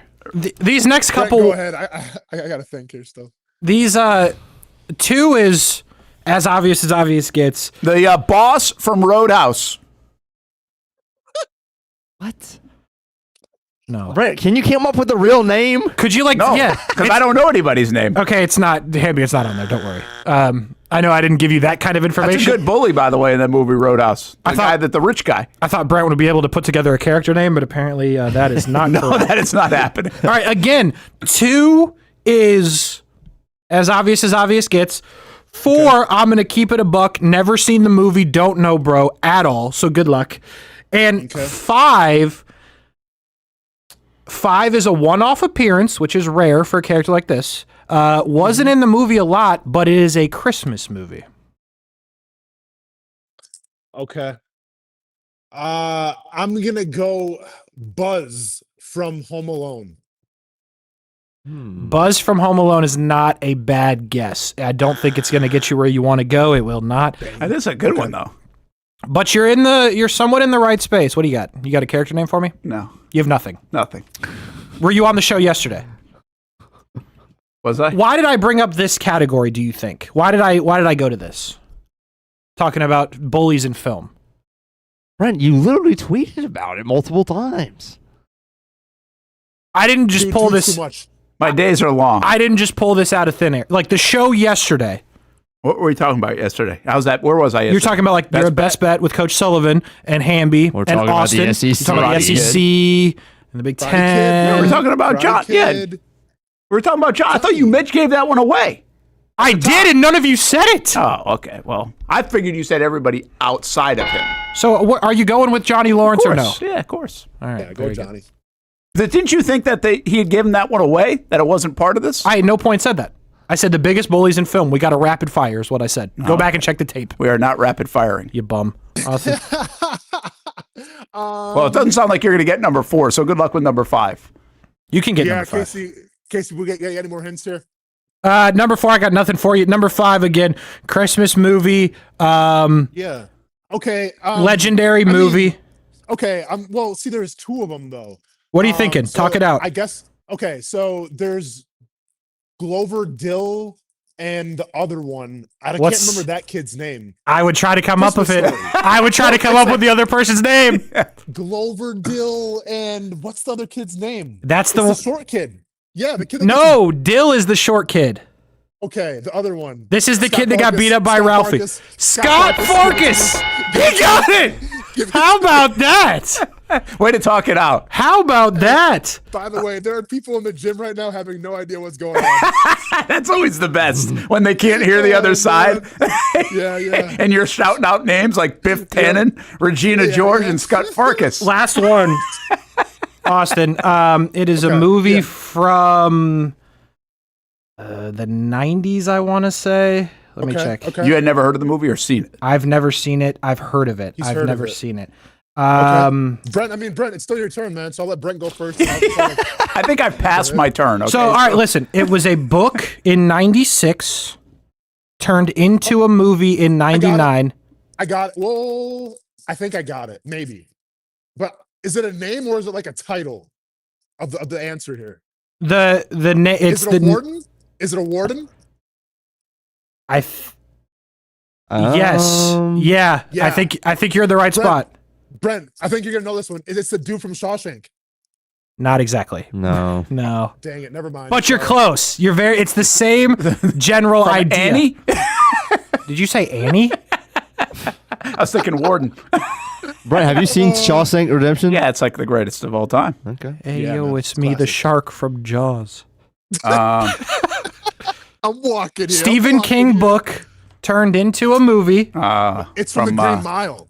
Yes. Oh, I won't get it, but a great movie there too. I can't remember the dude's name though. It's the guy that doesn't wet the sponge right at the end. Well, in case you don't know. Yeah. You're there though. You haven't seen the Green Mile? Brent, I've seen Brent, clips. Do you know his name? I don't know. I don't know his name. Okay, it's the dude that screws over the guy at the end. Yeah. You're right. Percy Wetmore. There we go. Yep. Wow. Listen, from where you started to the shark from Jaws confidently to then getting them all is pretty. Call me Tyrese Haliburton. That's good stuff, man. That's good stuff. Brett, you are the worst, dude. Yeah. I mean, that's fair. I knew I was empty on this category. You didn't do great with the bathwater either. No, I actually did. I had good guesses on the bathwater. How many points you get? Oh, that doesn't matter. I just did good. You guys even enjoyed my guesses. Sydney Sweeney bathwater. This one I knew I was screwed on. Coming soon, folks. Have you seen I've seen a lot of those movies, but you know who Regina George is? No. What was that one from? Mean Girls. Mean Girls. Yeah, I haven't icon. seen Mean. I haven't seen it either. Have you seen Karate Kid? I've seen Karate Kid. Have you seen Back to the Future? I have seen Back to the Future. All right. I have seen The Green Mile. Man. And what was the other one on there? Christmas Story. Yeah, I've seen Christmas Story. But I would have been terrible at the names of the Christmas Story. It's been so long since I've seen it.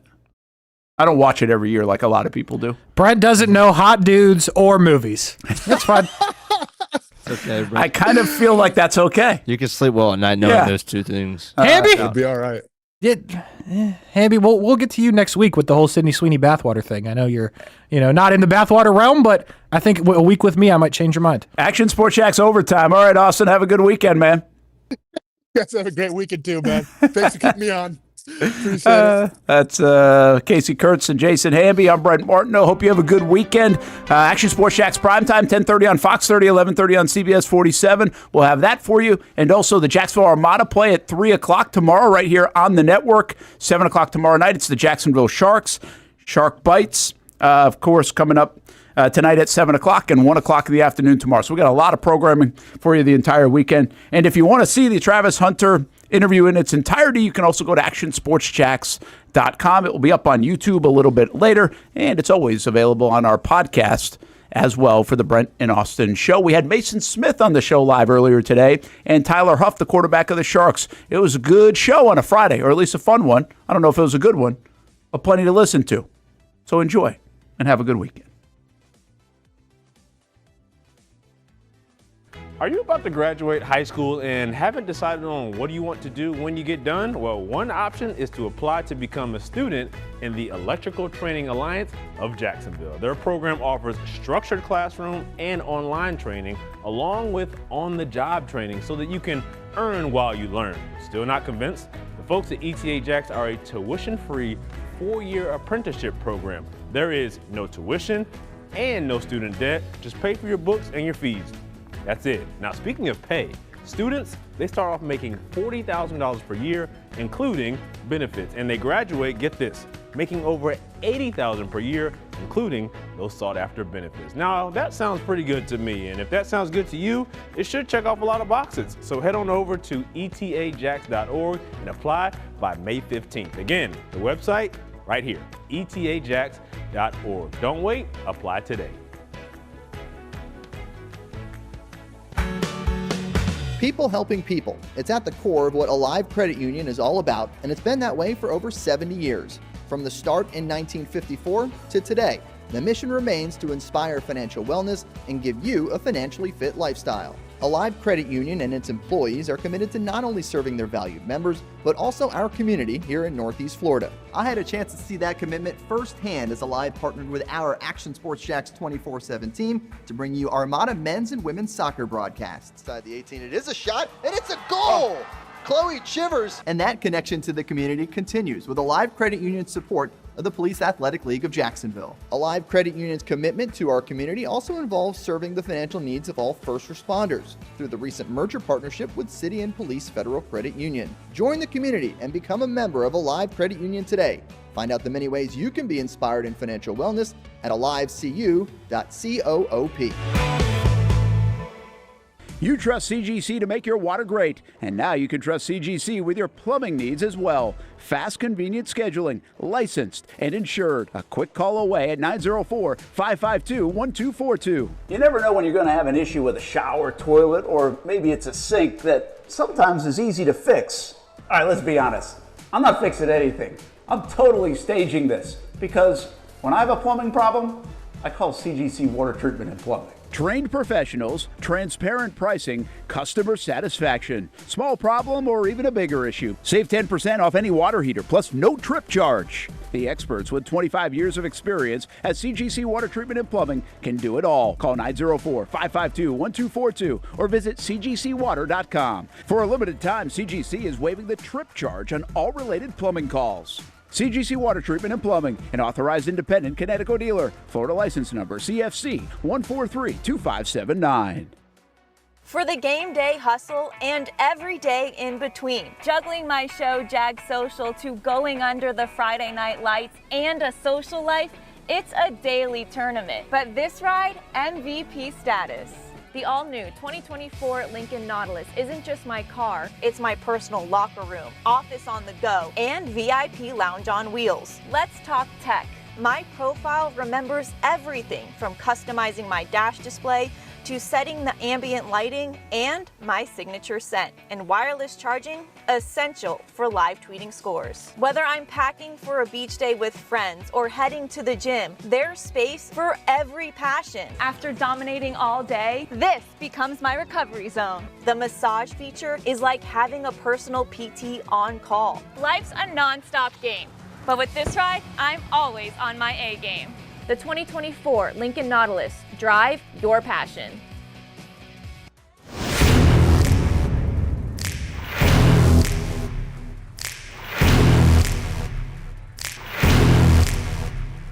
Grab some friends and go to a restaurant or head out for a drink and some conversation. Watch your favorite team play on the big screen. Or how about play some games? You can do all of that in one night at Best Bet. Each location has a different vibe, its own personality. Like here at the